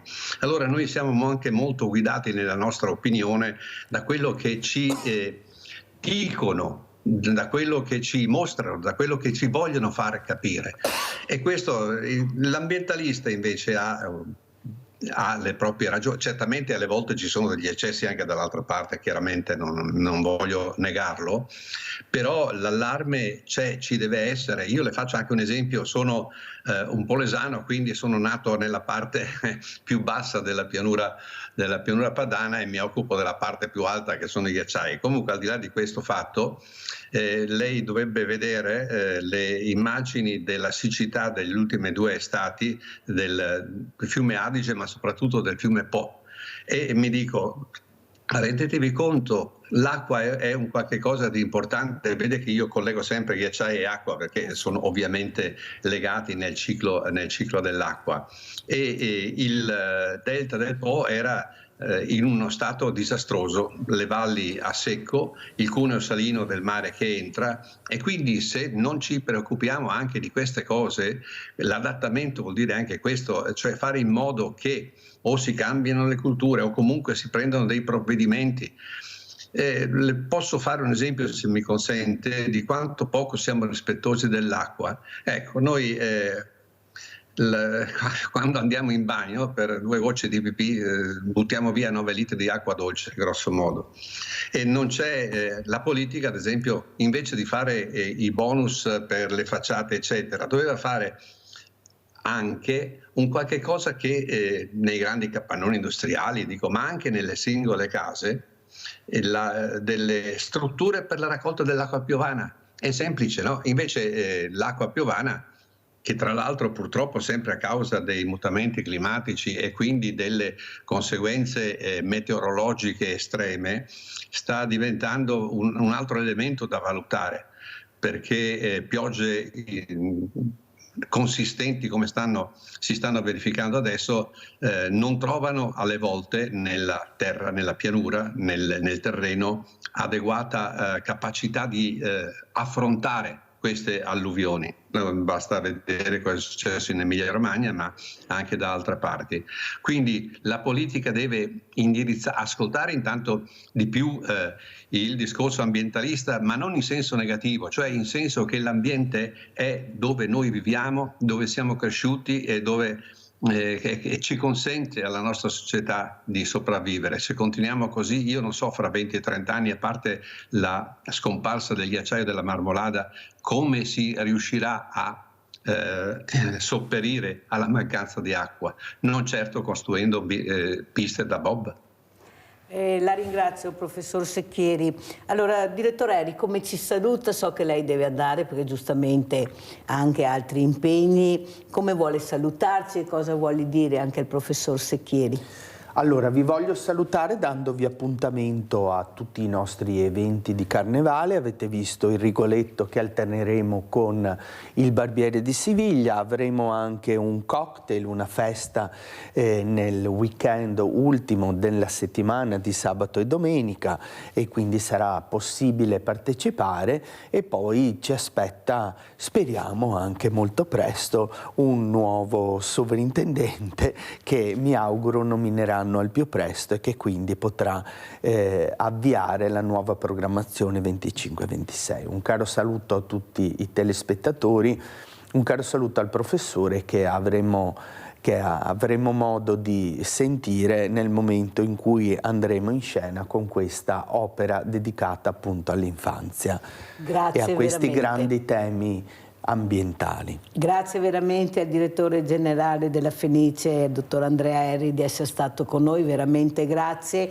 E noi andiamo a vedere, anche adesso vi porto a Padova, questi nuovi cantieri tram, andiamo a vedere e poi commentiamo anche col professor Secchieri, anche se è un geologo, però voglio capire anche cosa ne pensa. Grazie, grazie direttore. Tornano i cantieri del SIR 3. Dalla prossima settimana, infatti, operai al lavoro in via Sografi per la realizzazione della piattaforma su cui correrà il tram. Dopo i lavori all'incrocio Sografi-Forcellini realizzati lo scorso agosto, dal 15 gennaio la strada verrà chiusa in entrambi i sensi di marcia. Nel frattempo proseguono i cantieri già in corso, come quello in via Morgagni, che ricordiamo è stato posticipato perché si è reso necessario un intervento sulle fognature, quello al ponte di Volta Barozzo e quello all'interno del quartiere parallelo a via Piovese. Nelle prossime settimane, inoltre, verranno anche completati alcuni interventi su via Piovese. Abbiamo già realizzato la parte relativa all'incrocio tra via Sografi e via Forcellini. Questo ci permetterà di non toccare via Forcellini, che rimarrà quindi aperta. I lavori nella prima parte partiranno da subito dopo fino a via Rosmini, mantenendo quindi nelle strade laterali la possibilità di raggiungere via Sografi e quindi l'ospedale. L'accesso invece in quell'area dove ci saranno i lavori sarà sempre consentito ai residenti e anche per il raggiungimento delle attività commerciali che stanno soprattutto all'incrocio, diciamo, fra le due vie, via Forcellini e via Sografi. Procediamo in questa maniera, quindi con delle piccole deviazioni per permettere comunque la possibilità di raggiungere l'ospedale, mentre chi deve transitare da est a ovest su via Forcellini, lì invece non verrà intaccata la viabilità e rimarrà come è oggi. Allora, professor Secchieri, io ricevo molte telefonate anche di persone, di cittadini molto allarmati per questi cantieri molto invasivi, si tagliano alberi, si scavano, ecco, dove qualcuno dice ma dove vogliono arrivare, si stava meglio forse quando si stava peggio per qualcuno, adesso ci si rende conto, ecco, questo business anche di questo sport, non si riesce a capire veramente dove vogliono andare a parare.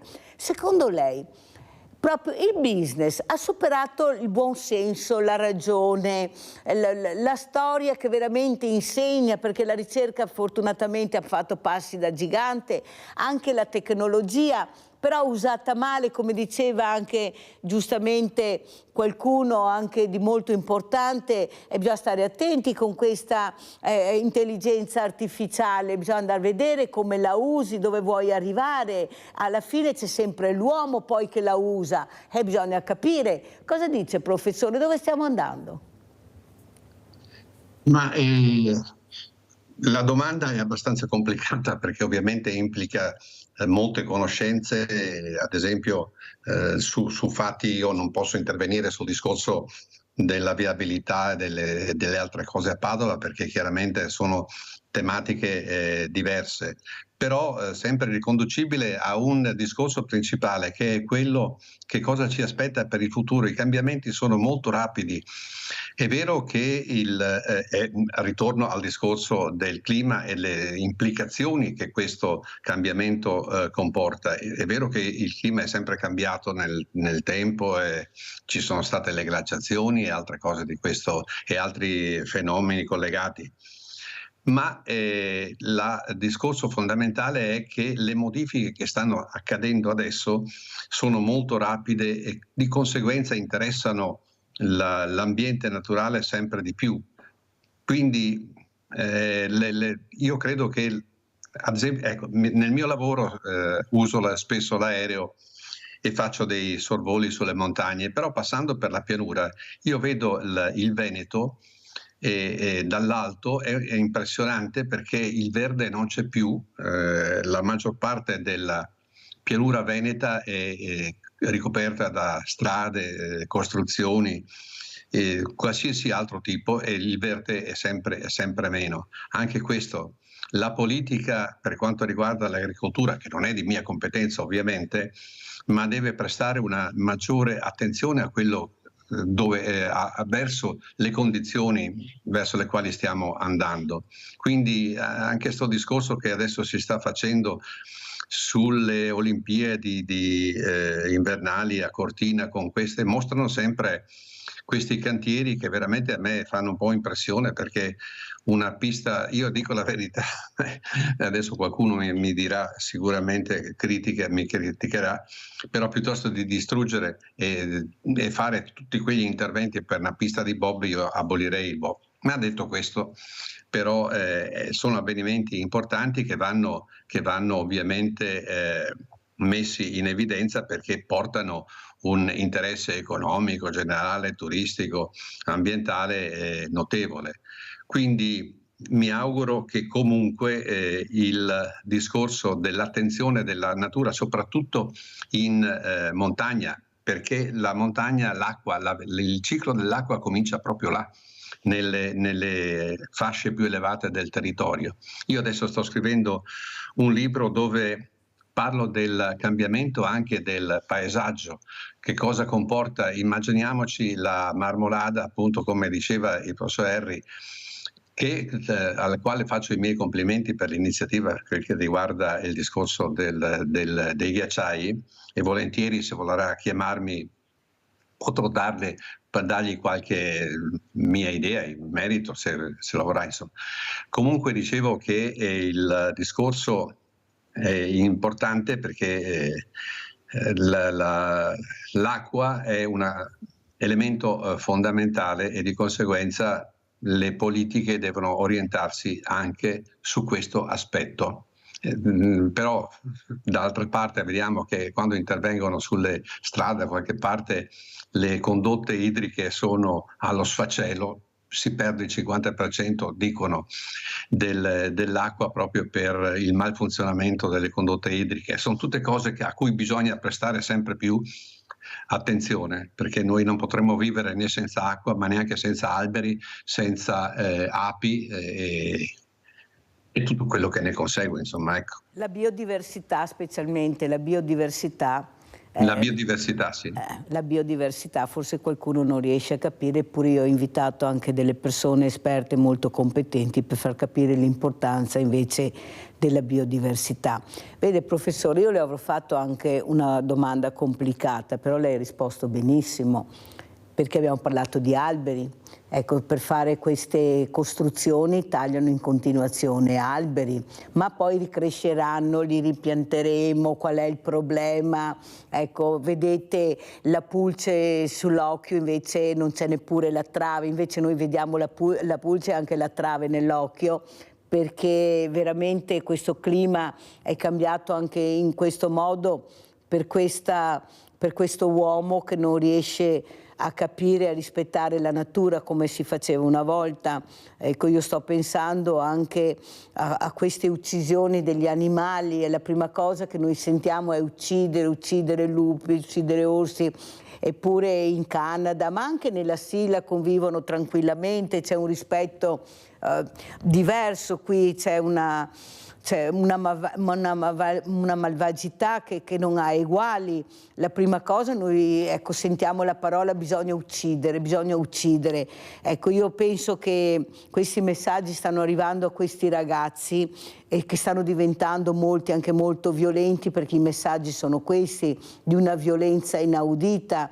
Sono creature molto fragili, sia per quanto riguarda gli animali, per quanto riguarda i bambini, i giovani, e non ci preoccupiamo dei messaggi che stiamo dando loro. Sono gli unici che scendono nelle piazze i ragazzi per protestare, specialmente contro gli ambienti, sono molto vicini al mondo animale, eppure non riusciamo ad ascoltarli. Ma cosa sta succedendo? Molti dicono anche la scuola fa poco in questo, ma anche molte scuole hanno paura della politica, i professori hanno paura di parlare, di prendere posizione. Ecco, è una scuola che dovrebbe essere anche rinnovata, un'educazione civica diversa, e qua la natura è molto importante. Prego, professor Secchieri. Ma io non vorrei addentrarmi adesso in queste tematiche anche che riguardano la scuola, perché ovviamente non è di mia competenza, perciò non vorrei dire o fare affermazioni sbagliate o esagerate. Certamente i giovani devono essere assolutamente informati, orientati. Per esempio, perché non li portiamo a fare delle passeggiate non dico dappertutto, dal delta alla cima della Marmolada, illustrando loro quali sono le problematiche, vedendole dal vivo. Cioè, se io vedo il ghiacciaio della Marmolada adesso come è ridotto, è molto più significativo, fa molto più impressione che non se glielo racconto con una fotografia. Vediamo se vediamo anche delle immagini. Chiedo alla regia se riesce a mandare qualche immagine che abbiamo. Prego, professore. Sì, se riesce a mandare ad esempio l'immagine, la prima e la seconda riguardo alla Marmolada, che è molto significativo al di là di questo, e quindi la scuola, aprire la scuola all'ambiente e uscire un po' dalle classi e andare nel territorio. Certo è una cosa molto complicata, difficile, per carità, non dico questo, però la scuola è importante, ma anche la famiglia, perché probabilmente noi che abbiamo siamo stati fortunati, abbiamo avuto tutto, non ci rendiamo conto che quell'ambiente adesso non c'è più e i ragazzi non possono o non sono in grado di avere quello che abbiamo avuto noi. Quindi un'attenzione non solo della scuola ma anche delle famiglie, e allora direi educhiamo anche le famiglie, invitiamo le famiglie, e questo uno strumento importante è anche la comunicazione, quindi io vorrei rivolgermi anche al mondo dell'informazione, no? Al mondo mediatico, io guardo i telegiornali ad esempio, alle volte sono tutta una serie continua di episodi di violenza, di assassini, di omicidi, di cose di questo genere. Dico, allora un ragazzo che guarda il telegiornale dice: ma il mondo è fatto solo di queste cose qua, non c'è altro. Quindi anche l'informazione dovrebbe essere, l'informazione generale dovrebbe essere orientata anche in questo senso qua, nel dare, magari alternare un omicidio con la piantumazione di un albero o la salvezza di un animale del bosco e via dicendo. Quindi l'informazione, la cultura delle famiglie e la scuola sono strumenti molto importanti per educare i giovani. La ringrazio, professore. Allora rimandiamo le immagini che abbiamo appena visto della Marmolada, così le commentiamo col professor Secchieri. Queste immagini anche molto desolanti, noi una volta non vedevamo queste immagini, c'era, come dice il professore, c'era il ghiaccio, c'era la neve, c'era un mondo meraviglioso. Guardate, guardate, prego professore. Sì, queste sono le immagini io come lavoro faccio il sorvolo, no, dei ghiacciai, anche delle Dolomiti, e questa è la Marmolada nell'estate del 2023. Potete osservare come il ghiaccio ormai sia molto ridotto. Quei segni bianchi che vedete sono i teloni che una volta ricoprivano le piste da sci per proteggere la neve. Lo sci estivo non c'è più, sono rimasti i telloni che io mi auguro che comunque vengano portati via, perché poi non lamentiamoci che c'è troppa rifiuti nelle montagne eccetera, e queste sono immagini delle Dolomiti, le Dolomiti con una scarsità di neve, di ghiacciai, di nevati, glacionevati sempre maggiore. Quello che vedete è l'acqua solida che attraverso lo scioglimento arriva poi nei fiumi e alla pianura e arriva fino al mare. Questo è il gruppo del Sella, completamente senza. Una volta c'erano dei piccoli ghiacciai che sono scomparsi, perciò la situazione è molto molto grave dal punto di vista dell'acqua, ma anche del paesaggio. Vedete come è cambiato. Una volta queste immagini mostravano un pendio della Marmolada, una parete nord completamente innevata e ricoperta dal ghiaccio. Oggi quello che vedete è semplicemente il resto di quello che una volta era un ghiacciaio sotto il lago di Fedaia semivuoto, e quindi io lancio un appello: l'acqua è fondamentale, preoccupiamoci anche dell'acqua, non sprechiamola, non facciamo in modo, ecco, che ci sia una politica di prevenzione delle alluvioni e altre cose di questo genere e di mantenimento della risorsa idrica. Non per caso la risorsa idrica è perché è uno dei minerali più importanti adesso per la nostra vita, che è l'acqua. Professor Secchieri, ma quando vi confrontate è possibile che anche lei non riesca a capire l'importanza di vedere queste immagini, di capire? Lei ha parlato di teloni, ma lo deve dire qui a Sveglia Veneti davanti alle telecamere che bisogna toglierli, che bisogna avere rispetto, perché sono messaggi devastanti, sono messaggi veramente che fanno molto riflettere. Poi, come dice lei, ci lamentiamo, ecco, di questa cattiva educazione che anche le persone, i turisti che arrivano, abbiamo visto quei turisti che hanno buttato i sacchetti nel fiume tranquillamente per disfarsi dell'immondizia. Ecco, cosa dobbiamo fare? Perché non venite ascoltati, professore? Eppure quando i politici parlano sono tutti vicini all'ambiente, alle tradizioni, al rispetto. Eppure poi vediamo una cosa completamente diversa. Chi è che dovrebbe ascoltarvi per primo, professor Secchieri, per interrompere questo percorso distruttivo che fa veramente impressione?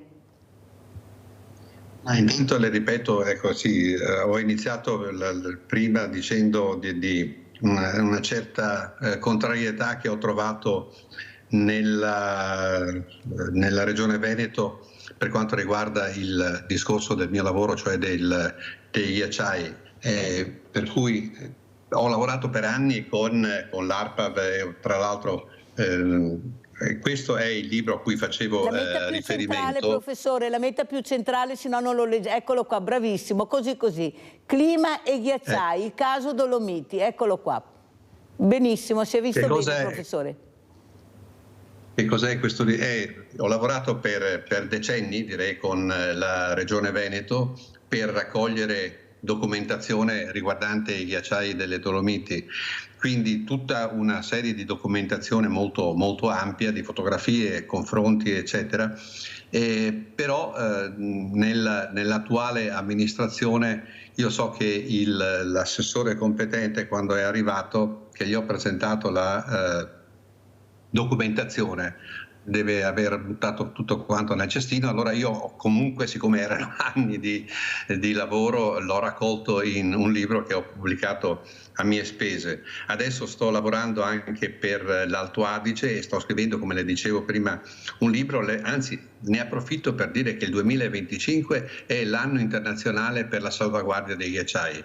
Questo non è una banalità per dire sì, è l'anno delle nuvole, l'anno del cielo sereno, eccetera. È importantissimo perché tutto il mondo si è accorto dell'importanza di questo settore. Io sto preparando, adesso spero che la mia proposta venga accolta dall'amministrazione, dalla Regione Veneto, per fare una mostra, diciamo, itinerante di immagini da me raccolte in oltre 40 anni di lavoro sulle Dolomiti, dove vengono messe a confronto appunto le situazioni negli anni, la variazione del paesaggio dell'alta montagna e quindi dei ghiacciai. Questo ad esempio potrebbe essere un elemento, portandolo in giro non dico solo per le scuole, ma in altre situazioni, anche se voi se vi interessa poi potremo anche parlarne con voi, perché è un contatto visivo, è il vedere come il panorama è cambiato e come sono cambiate le situazioni, e quindi è un grido d'allarme, perché è come mostrare la faccia di un bambino e la faccia dello stesso bambino ammalato, ma anche altre ipotesi, perché comunque questa mostra itinerante potrebbe essere utile, uno strumento proprio per divulgare l'informazione su ambienti che magari sono anche un po' lontani, perché l'alta montagna non è che tutti possano o la frequentino, cose di questo genere. Perciò è un mio piccolo contributo a far conoscere come il nostro ambiente glaciale dell'alta montagna sta cambiando, ma non in maniera positiva, in maniera negativa. Abbiamo Livio da Padova, vai Livio. Mirella, ciao. Ciao. Buongiorno al professor Secchieri. Volevo fargli una domanda. Le nostre Dolomiti, i cosiddetti nostri bei monti pallidi, si stanno col tempo sgretolando. Si può fare una previsione ancora quanto noi le vedremo ancora, ma per quelli che verranno, questa previsione si può fare dare un tempo per questo scaldamento? Grazie. Ecco, professore, forse Livio non era presente nella prima parte quando lei ha parlato anche della marmolada con il dottor Henry, che non sarà nel 2100 ma sarà molto prima che finiranno questi ghiacciai. La paura anche di Livio è che si sgretoli tutto, che veramente che ci sia un cambiamento epocale. Prego, professore. Sì, ci sono anche altre concause, adesso non vorrei essere troppo tecnico, ma ad esempio il riscaldamento provoca non solo lo scioglimento e l'esaurimento delle masse gelate, provoca anche lo scioglimento del permafrost. Non so se l'avete sentito nominare, ma anche è un altro termine che sta diventando sempre più popolare, cioè il ghiaccio all'interno delle rocce. Per esempio, questo è un allarme per chi frequenta la montagna, chi fa alpinismo, di prestare attenzione al fatto che le frane sono sempre più frequenti. Ci sono dei problemi dovuti proprio al fatto che il permafrost, cioè il terreno gelato che è all'interno delle rocce e poi anche il continuo gelo e disgelo, che le temperature aumentate, lo zero termico si dice così, ormai tutti sono al corrente di che cosa si tratta, è sempre più elevato. Questo significa che l'acqua all'interno delle rocce, delle pareti montuose si gela e scongela sempre più frequentemente. Voi sapete che il ghiaccio è a un volume maggiore dell'acqua, quindi aumenta il volume e diminuisce il volume.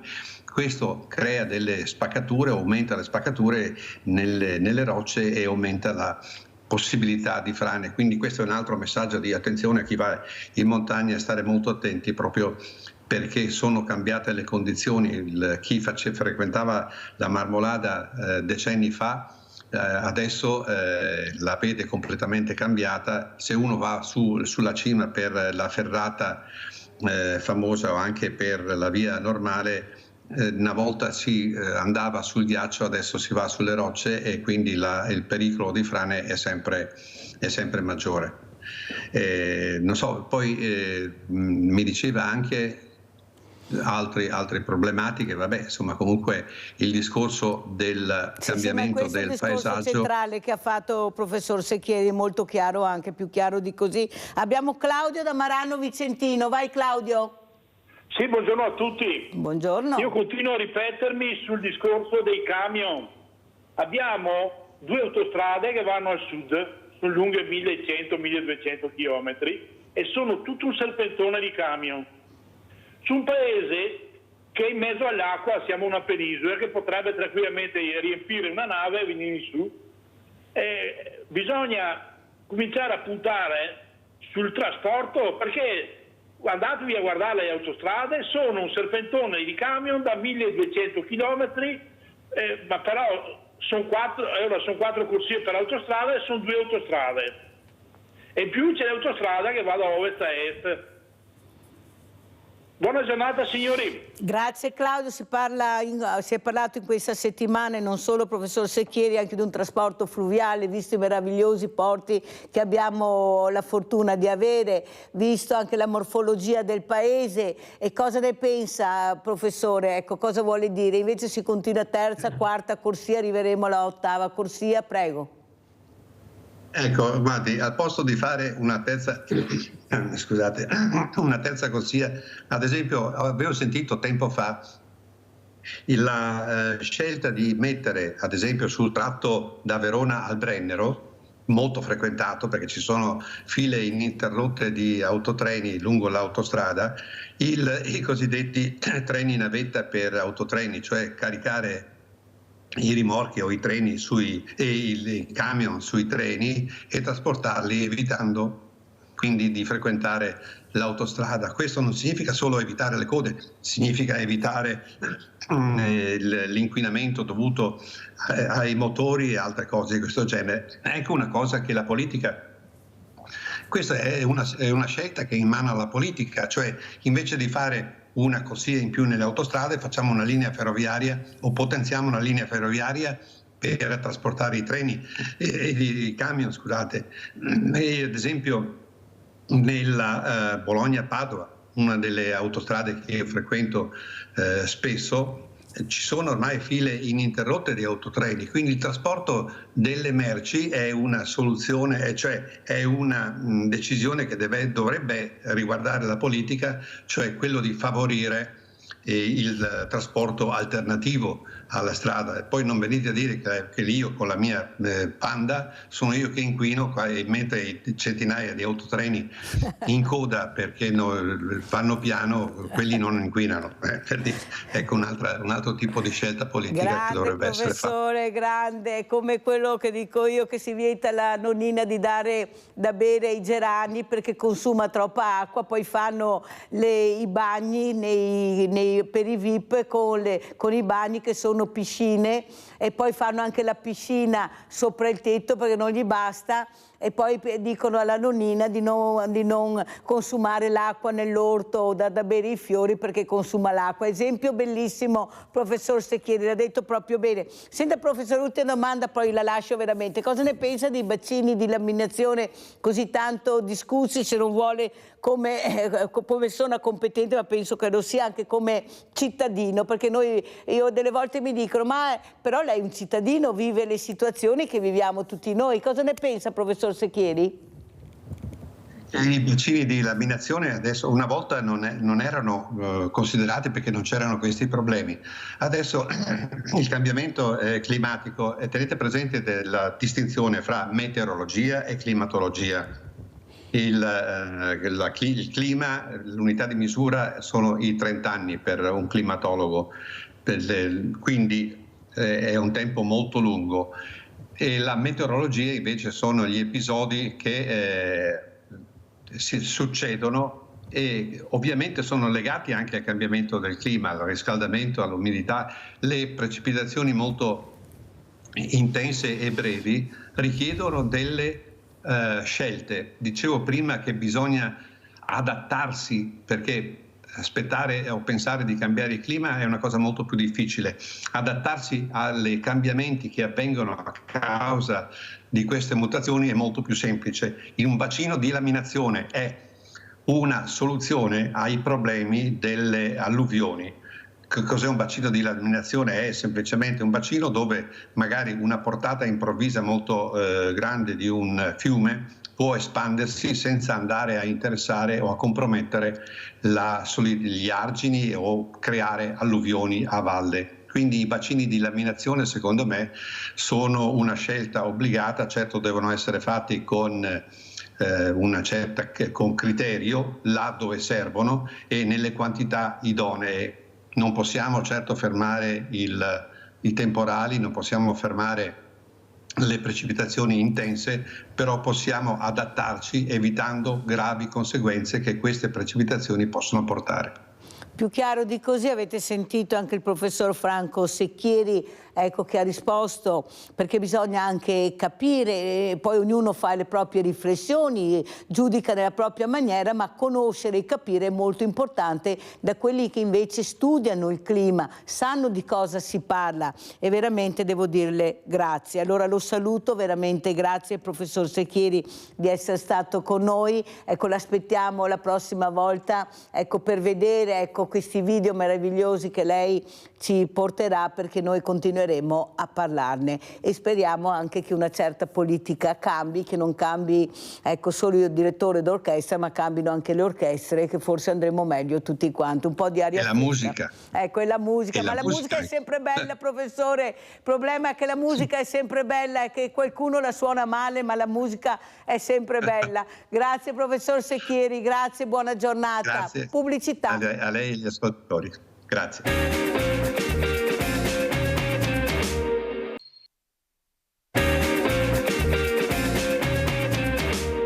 Il nuovo codice della strada porta conseguenze anche ai ristoratori, ce lo conferma Roberto Astuni, che qui a Bassano è un nome notissimo. Quali conseguenze ha notato?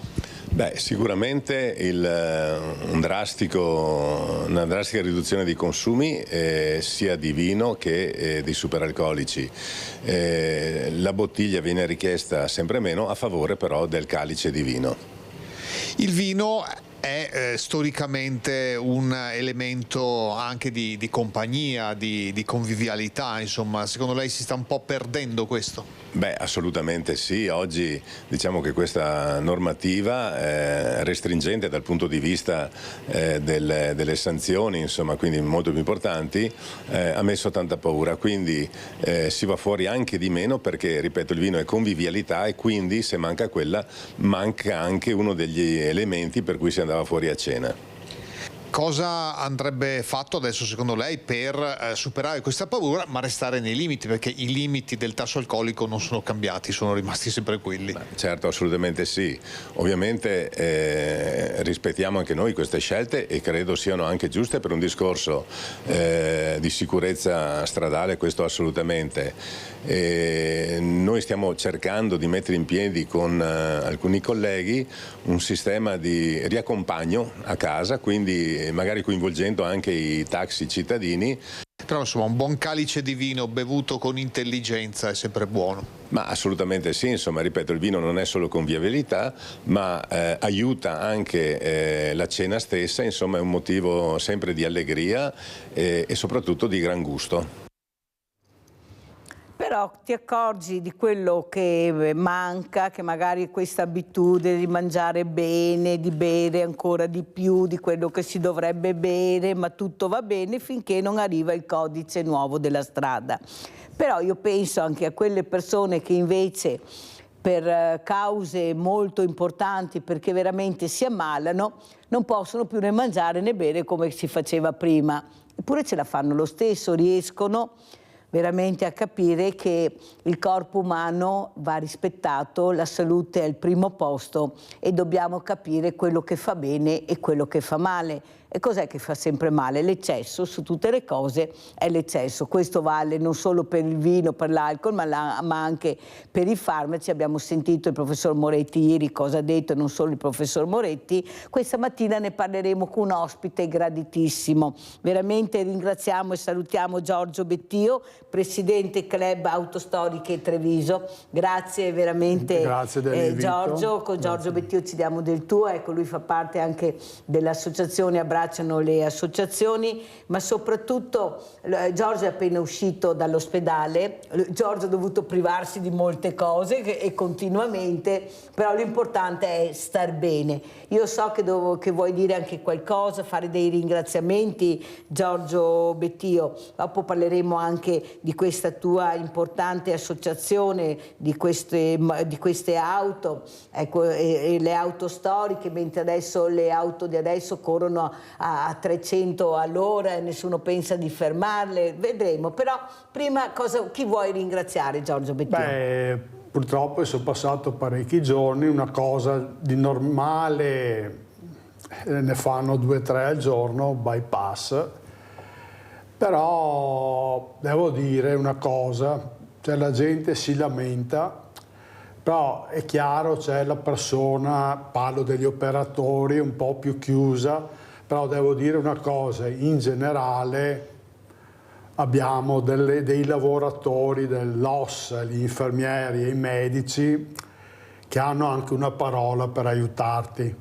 Purtroppo ho visto delle scene spiacevoli da parte di certi pazienti, ma credo sia anche una questione di educazione e non tanto del pezzo di carta che può essere un diploma o una laurea, perché ci sono persone umili che hanno un pezzo di carta che è una laurea, rispettose. Ho trovato persone senza alcun diploma, cioè una persona ha chiamato, ecco, arriva il macellaio, riferito a un giovane ragazzo che stava facendo esperienza, che era un pochettino più rigido delle colleghe. Però io non posso dire niente. Chi si lamenta a volte lo fa proprio perché non ha altro da fare per conto mio. Senti Giorgio, nel momento invece che sei su questo letto di ospedale, che capisci l'importanza di avere attorno a te delle squadre molto brave, molto competenti.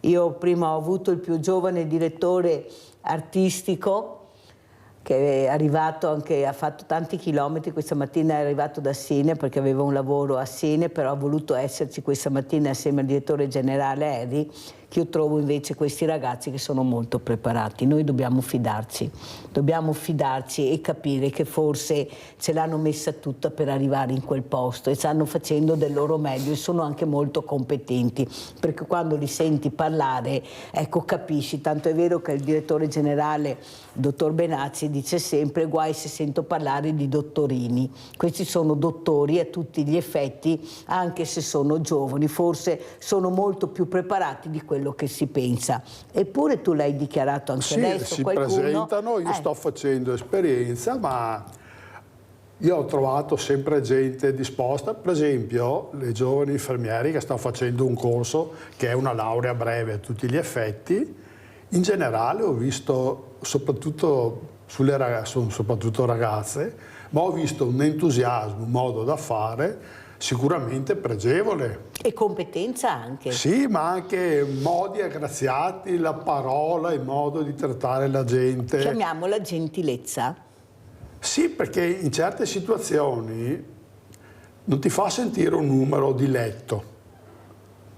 Quindi avere una persona che si comporta, dopo ti chiama per nome. Uno potrebbe dire come io sono il signore. No, perché si crea un rapporto, soprattutto quando ti trovi in una situazione, mi sono trovato io per giorni, dove ero proprio a letto, fermo, con catete, non potevo... Quindi in quelle situazioni lì avere delle persone così è sicuramente un aiuto enorme. Infatti dava fastidio a me sentire certi, mi viene anche voglia di incazzarmi, onestamente, di intervenire. Ma non potevi perché ti fa male? Non puoi, no, però vedere certi pazienti, perché posso capire la sofferenza, ma lì non è una questione di sofferenza, tante volte è una questione di testa, di educazione, di ambiente che hai frequentato. E vedere la gente a volte come è perché io pago le tasse qua e là, bisogna anche essere comprensivi. E purtroppo, io le l'ho detto a qualche infermiere, io ho fatto anni di scuola, però voi siete presi ancora peggio come ambiente. Se fosse per me qualcuno lo prenderei e lo butterei giù dalla finestra. Senti Giorgio, io da molto tempo cerco anche di parlare di donazione, si parla di trapianti, ho avuto anche ospite l'eccellenza, il professor Gerosa, che ha fatto questo trapianto a cuore battente. Tu stai aspettando, sei in lista d'attesa per il trapianto ai reni. Cosa vuoi dire? Cos'è che speri? Guarda, la prima esperienza purtroppo l'ho avuta nel 2009, mia madre era cardiopatica, ormai da 20 anni, ha fatto un ictus e alla fine non ce l'ha fatta. Mi ricordo, a scuola stavo tenendo lezione, mi chiamano dalla terapia intensiva dicendo: guardi, sua madre è clinicamente morta, avremo bisogno di conferire con lei. Ho detto: guardate, sono Montebelluna, è tempo di prendere la macchina, arrivo. Sono andato a prendere mia sorella, siamo arrivati lì e ci hanno chiesto del fegato, se eravamo disposti. Io al momento sono rimasto un attimo, poi ho chiesto: ma come, una persona di 78? Ah, ma il fegato, se è sano va benissimo anche una persona. Io e mia sorella ci siamo guardati. Abbiamo detto, la mamma cosa avrebbe detto? Probabilmente avrebbe detto sì, perché era un cuore conosciuto. E abbiamo detto sì. Purtroppo dopo ho saputo che il paziente che doveva ricevere purtroppo è deceduto prima. Però abbiamo detto sì, è stata un po' una sorpresa immediata, ma non ci siamo posti. Abbiamo pensato subito a nostra madre come si sarebbe comportata. Senti Giorgio, fai molto bene a dire questa cosa, perché purtroppo culturalmente abbiamo fatto dei passi in avanti, ma non siamo ancora preparati, non si conosce abbastanza l'importanza della donazione. Ecco, tu nel momento che hai capito invece che potevi salvare un'altra vita, che tua mamma avrebbe detto di sicuro sì, hai ragionato col buon senso. La prima cosa ti sei chiesto: cosa avrebbe voluto mia mamma? Non quello che voglio io, quello che avrebbe voluto mia mamma. E la risposta era che tu figlio e tua sorella figlia, avendo fatto questo percorso con questa figura molto umana, molto sensibile, hai detto sì. Ma se non fosse successo questo, tu personalmente, come ti saresti posto di fronte alla donazione? Per noi è stato il momento, perché ci hanno chiamato apposta, è stato un momento così di sorpresa. Non ne avevate mai parlato a casa? No, assolutamente. Importante invece, adesso che hai vissuto questa esperienza, quanto importante è parlarne? Perché esempio, quello che non capita su una vita può capitare in un attimo. Sì, dico che è una cosa anche importante perché vengono salvate tante vite, ma anche lo stesso sangue. Io ormai sono fuori con l'età, avrei avuto forse anche problemi in passato, però anche a me hanno fatto delle sacche di sangue perché chiaramente sono andato in anemia, ho dovuto tirare su e non è che mi sia a posto, ma da chi arriva. Ormai speriamo che sia anche ben controllato perché sappiamo bene quando c'è stato l'HIV ci sono stati alcuni problemi, adesso lo sanno, penso che sia ben controllato. Io conosco gente super controllato, che è donatore proprio dell'Avis.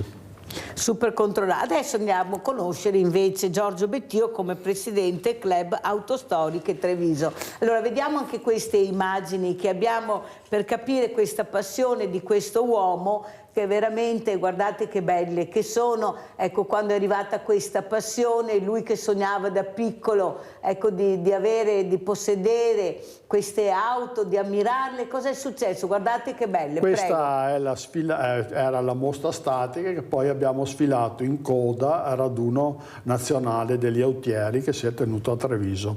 Siamo stati contattati appunto da uno degli organizzatori, ci ha chiesto una trentina di macchine, siamo riusciti a portare alcune macchine anche interessanti.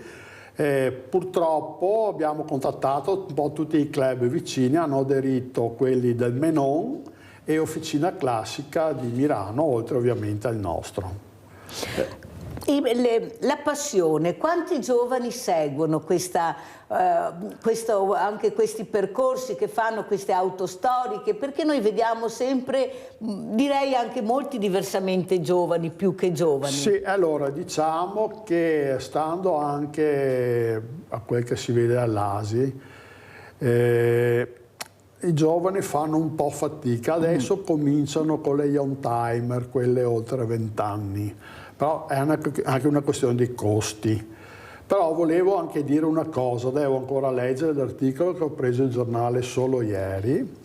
Allora, un tipo che dovrebbe essere veneto e che ha spinto e ottenuto che Padova diventi città di Giotto riconosciuta dall'UNESCO, si starebbe muovendo per ottenere il riconoscimento da parte dell'UNESCO anche del motorismo storico. E direi che l'Italia in questo ha un ruolo importantissimo, perché se guardiamo bene, a prescindere che il primo veicolo a motore è ancora a Padova, all'Università di Ingegneria, ed è a 3 ruote, poi però non hanno ritardato i brevetti la Bernardi e quindi sono arrivati prima quelli che poi è diventata Mercedes. A prescindere poi che il primo veicolo a motore a 4 ruote è trevigiano ed è la Menon, va detto che anche le migliori macchine storiche francesi del passato sono opera di italiani, perché Bugatti era italiano. Bertoni, che ha disegnato la Traction Avant, quella che vediamo nei film I tempi di guerra che usavano a Parigi, era sua. Poi lui ha disegnato anche le DS, decisamente moderne e avanzate. Quindi in Francia anche la Peugeot, le migliori macchine sono state realizzate in collaborazione con la nostra Pininfarina. Quindi l'Italia ha dato molto nel motorismo e per esempio parlavo proprio ieri con un nostro socio che ha portato la 1000 miglia Experience in Cina con gran successo e soddisfazione da parte sia del governo cinese, perché lì il motorismo storico dipende direttamente dal Ministro della Cultura e degli organizzatori a 1000 miglia. Ha detto: i cinesi guardano molto al motorismo storico italiano, alla cultura italiana, e noi abbiamo pensiamo che poco tempo fa è morto Bruno Sacco, udinese, che per una vita ha lavorato come designer alla Mercedes. Quello che però volevo chiederti, e ti ho invitato anche per questo, adesso si sente parlare molto di auto elettrica, ma si sente parlare anche di una crisi molto importante europea sulle case appunto automobilistiche, specialmente anche in Germania e non solo. Sì. Ecco, com'è la situazione del tuo osservatorio? Io il futuro cosa prevederà? Che la Volkswagen parla della chiusura di 3 fabbriche. E credo che sia una botta tremenda, perché non è mai successo, penso, in Germania una cosa del genere. Allora, per conto mio, l'auto elettrica non è una gran soluzione. Leggiamo notizia che gli autobus elettrici nei paesi nordici hanno problemi di ricarica. Cioè, pensiamo, se noi avessimo un parco elettrico molto diffuso, che abbiamo già dei blackout, non saremo sicuramente in grado di dare la ricarica a tutte Questo le auto. non lo dice nessuno però. Lo dicono, però chiaramente c'è una spinta, cioè l'Europa in questo ha assolutamente sbagliato. Una soluzione la stanno trovando in Giappone. Cioè, l'allarme l'ha lanciato la stessa Toyota, che è il capo, e la Toyota è da tempo che fa l'ibrido alla macchina elettrica, per cui se loro sono arrivati a lanciare un allarme, pare che stiano lavorando sull'idrogeno. Che attenzione, ci sono già degli impianti che però non sono omologati, sono tipo il GPL. Però c'è un piccolo serbatoio, si mette acqua distillata, praticamente si fa una scissione dell'acqua in idrogeno e ossigeno, e io ho sentito uno che l'ha installato, praticamente c'è un risparmio di carburante abbastanza sensibile, parlano anche del 15-20%, vuol dire che se la macchina fa 15 con litro, con questo sistema fa 18, 19, 17 e mezzo. E oltretutto, e questo è il problema, che non viene riconosciuto, ci sarebbe anche una notevole riduzione degli inquinanti. Perché stiamo parlando di cose naturali. Allora, fino a 2 anni fa era un po' ingombrante, adesso hanno ristretto un attimo, anche perché fai presto a rifornire un serbatoio di 2-3 litri di acqua distillata. Però c'è il problema dell'omologazione, per cui non viene riconosciuto.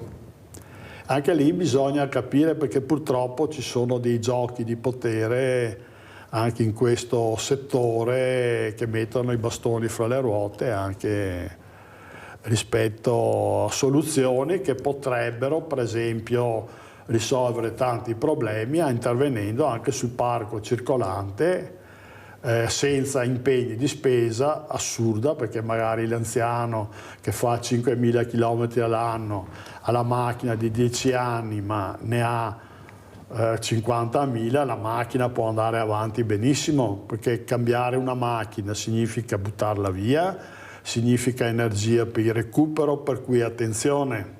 Sì, ma scusa, adesso noi vediamo per le strade tutte macchine nuove, io non vedo macchine vecchie, Allora, vedo tutte macchine nuove. È vero. Ma dicono che il parco italiano bisognerebbe andare fuori però dalla nostra regione.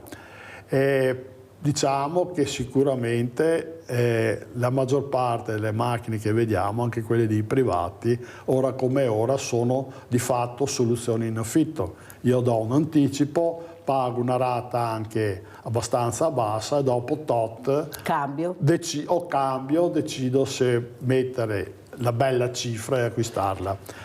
Sono quasi tutti con quella formula, ci sono ormai dei brand che non ti vendono praticamente la macchina in contanti, neanche se vai lì con la valigetta.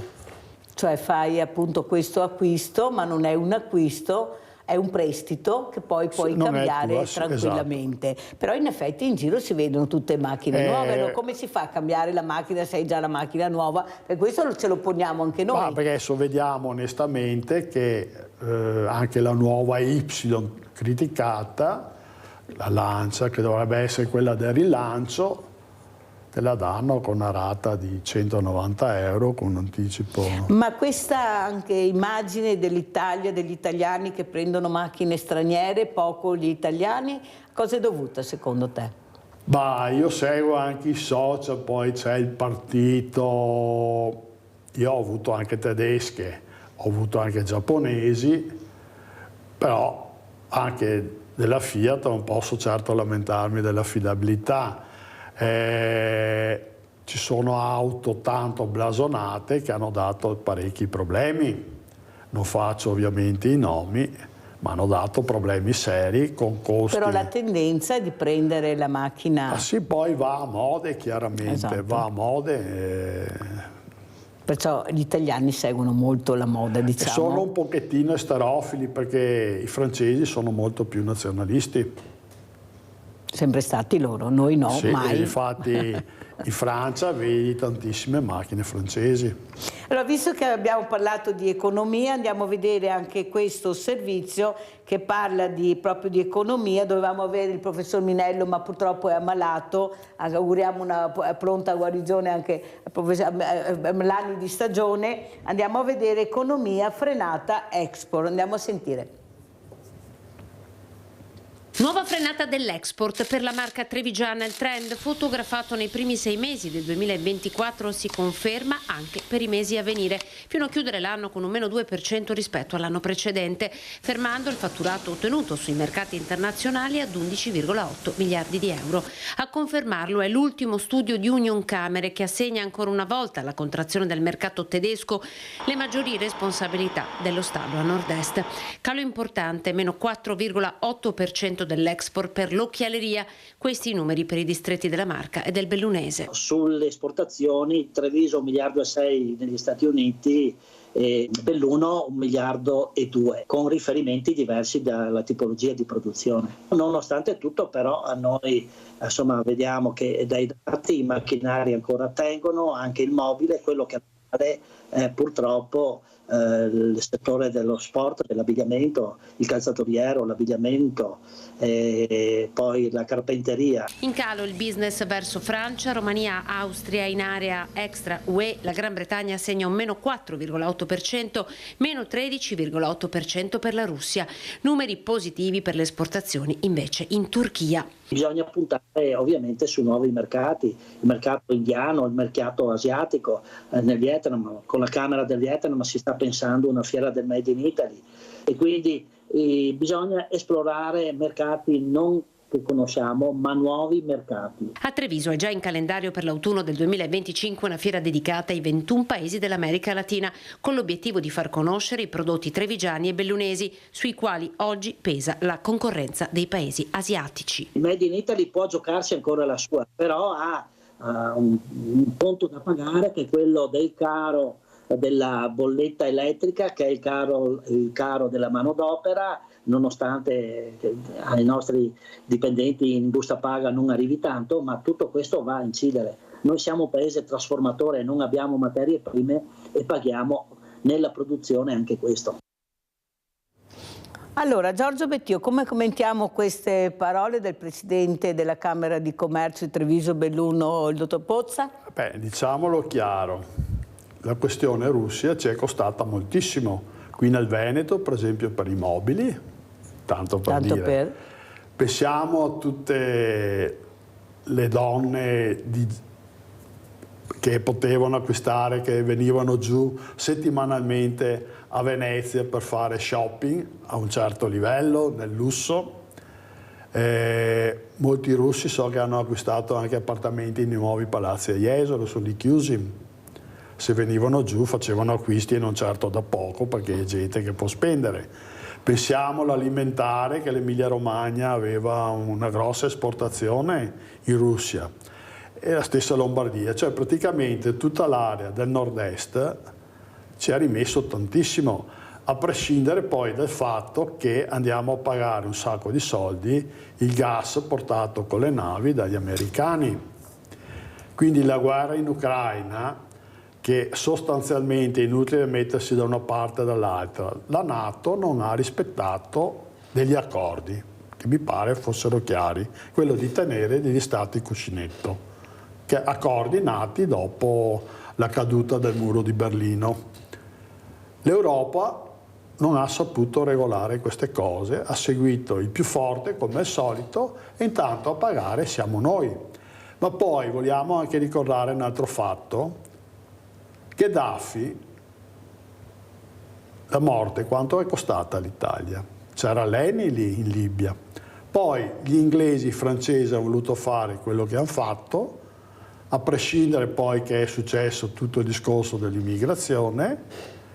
Però anche lì quanti danni hanno fatto all'ENI, nostro ente nazionale? Allora andiamo a vedere anche queste reazioni, economia, elezioni Trump. Andiamo a sentire. This will truly be the golden age of America. That's what we have to have. This is a magnificent victory for the American people that will allow us to make America great again. I proclami di Donald Trump, eletto per la seconda volta presidente degli Stati Uniti, fanno esultare la borsa americana, ma il mondo economico europeo ha molto meno da festeggiare e con esso quello di casa nostra. Nord-Est e Veneto intravedono nuovamente all'orizzonte le politiche di chiusura già imposte da Trump nel primo mandato e in un panorama internazionale ulteriormente complicato da allora, visti i conflitti in corso, nuovi vincoli e nuove tassazioni rischiano di pesare doppio. Siamo preoccupati dal fatto che gli Stati Uniti, che sono il terzo partner commerciale dell'Italia, possono avere in Trump, come nel precedente mandato, un presidente che impone dazi e barriere doganali. Questo sicuramente non farà bene alla nostra economia e all'economia dell'Europa. Contromisure è difficile prenderne perché abbiamo una grande potenza che consuma, quindi noi siamo piccoli rispetto a loro.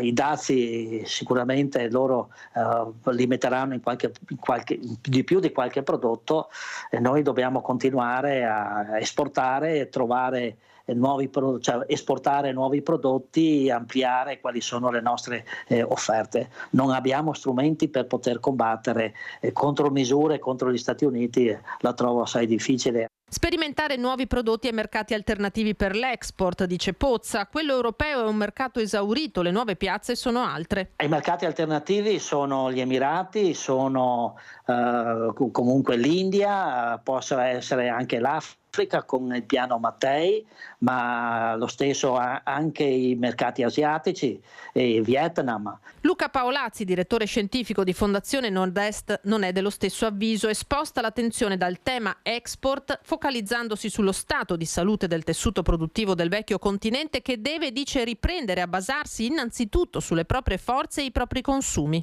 Occorre una politica europea che stimoli la domanda interna, anziché basarci sull'export nei mercati all'estero. Occorre un cambiamento di rotta. Per fortuna la Banca Centrale Europea taglierà ancora i tassi di interesse e questo ci aiuterà. Allora, Giorgio Bettio, abbiamo visto questi servizi molto importanti, ecco, come li commenti? Ecco, la domanda interna, vai a capire come sarà e come si svilupperà la domanda interna. È in crisi, loro hanno gli stipendi medi sempre avuti più alti degli italiani, siamo presi proprio male, però sono in crisi e probabilmente la sentono percentualmente di più rispetto a noi. Però guarda, ieri parlavo proprio con un nostro socio che adesso non abita più a Treviso, che è quello che ha portato la 1000 miglia in Cina, adesso si divide fra Friuli e Cina e siamo andati a presentare la Venezia Siam, che sarà la primavera 2026, che rientra ancora nel terzo anno di festeggiamenti del centenario di Marco Polo, e il sottotitolo è Marco Polo Silk Road, che è una maratona per auto storiche. Lui ha già tutti i contatti, abbiamo parlato con l'ACI Venezia intanto, adesso parleremo con Treviso, tornando indietro in macchina, ma anche parlando lì diceva, per esempio in Cina gli italiani sbagliano col marketing, lui è un personaggio che ha una bella formazione e conoscenza perché ha girato il mondo, perché ha detto per esempio i vini italiani li conoscono tutti, però in Cina gli italiani col vino, perché cominciano anche lì nei ristoranti di un certo tipo, chi la fa da padrone? Sudafrica, Cile e Australia, che hanno per carità degli ottimi vini, e ovviamente Francia. L'Italia arriva dopo. Ma perché? Perché lasciamo perdere il solito prosecco. Ci sono altri ottimi vini. Andiamo nel Veronese, andiamo nel Piemonte, andiamo in Sicilia. I famosi rossi che abbiamo anche perso, perché queste puntare meraviglie. solo esclusivamente sul prosecco, che poi è un vino che noi sappiamo dove trovarlo buono, ma alla fine gli stranieri rifinano delle bottiglie che costano un sacco, ma sono solo anidride carbonica su un liquido giallino. E così chiudiamo questo sabato molto intenso, grazie anche al nostro Giorgio Bettio, presidente Club Auto Storiche di Treviso, di essere stato con noi, che ha dato anche una speranza di credere e di continuare a vivere come se non fosse successo niente. L'importante è resistere. Grazie, grazie, grazie. Adesso andiamo a sentire questa bellissima musica, sorpresa.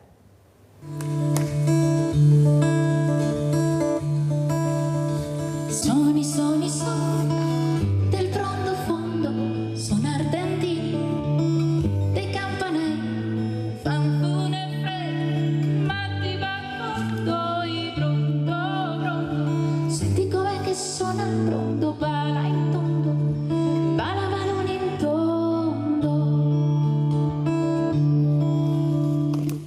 Tornerà la primavera, ciompa d'erba e prato e fiori, e le zighe del dolcetto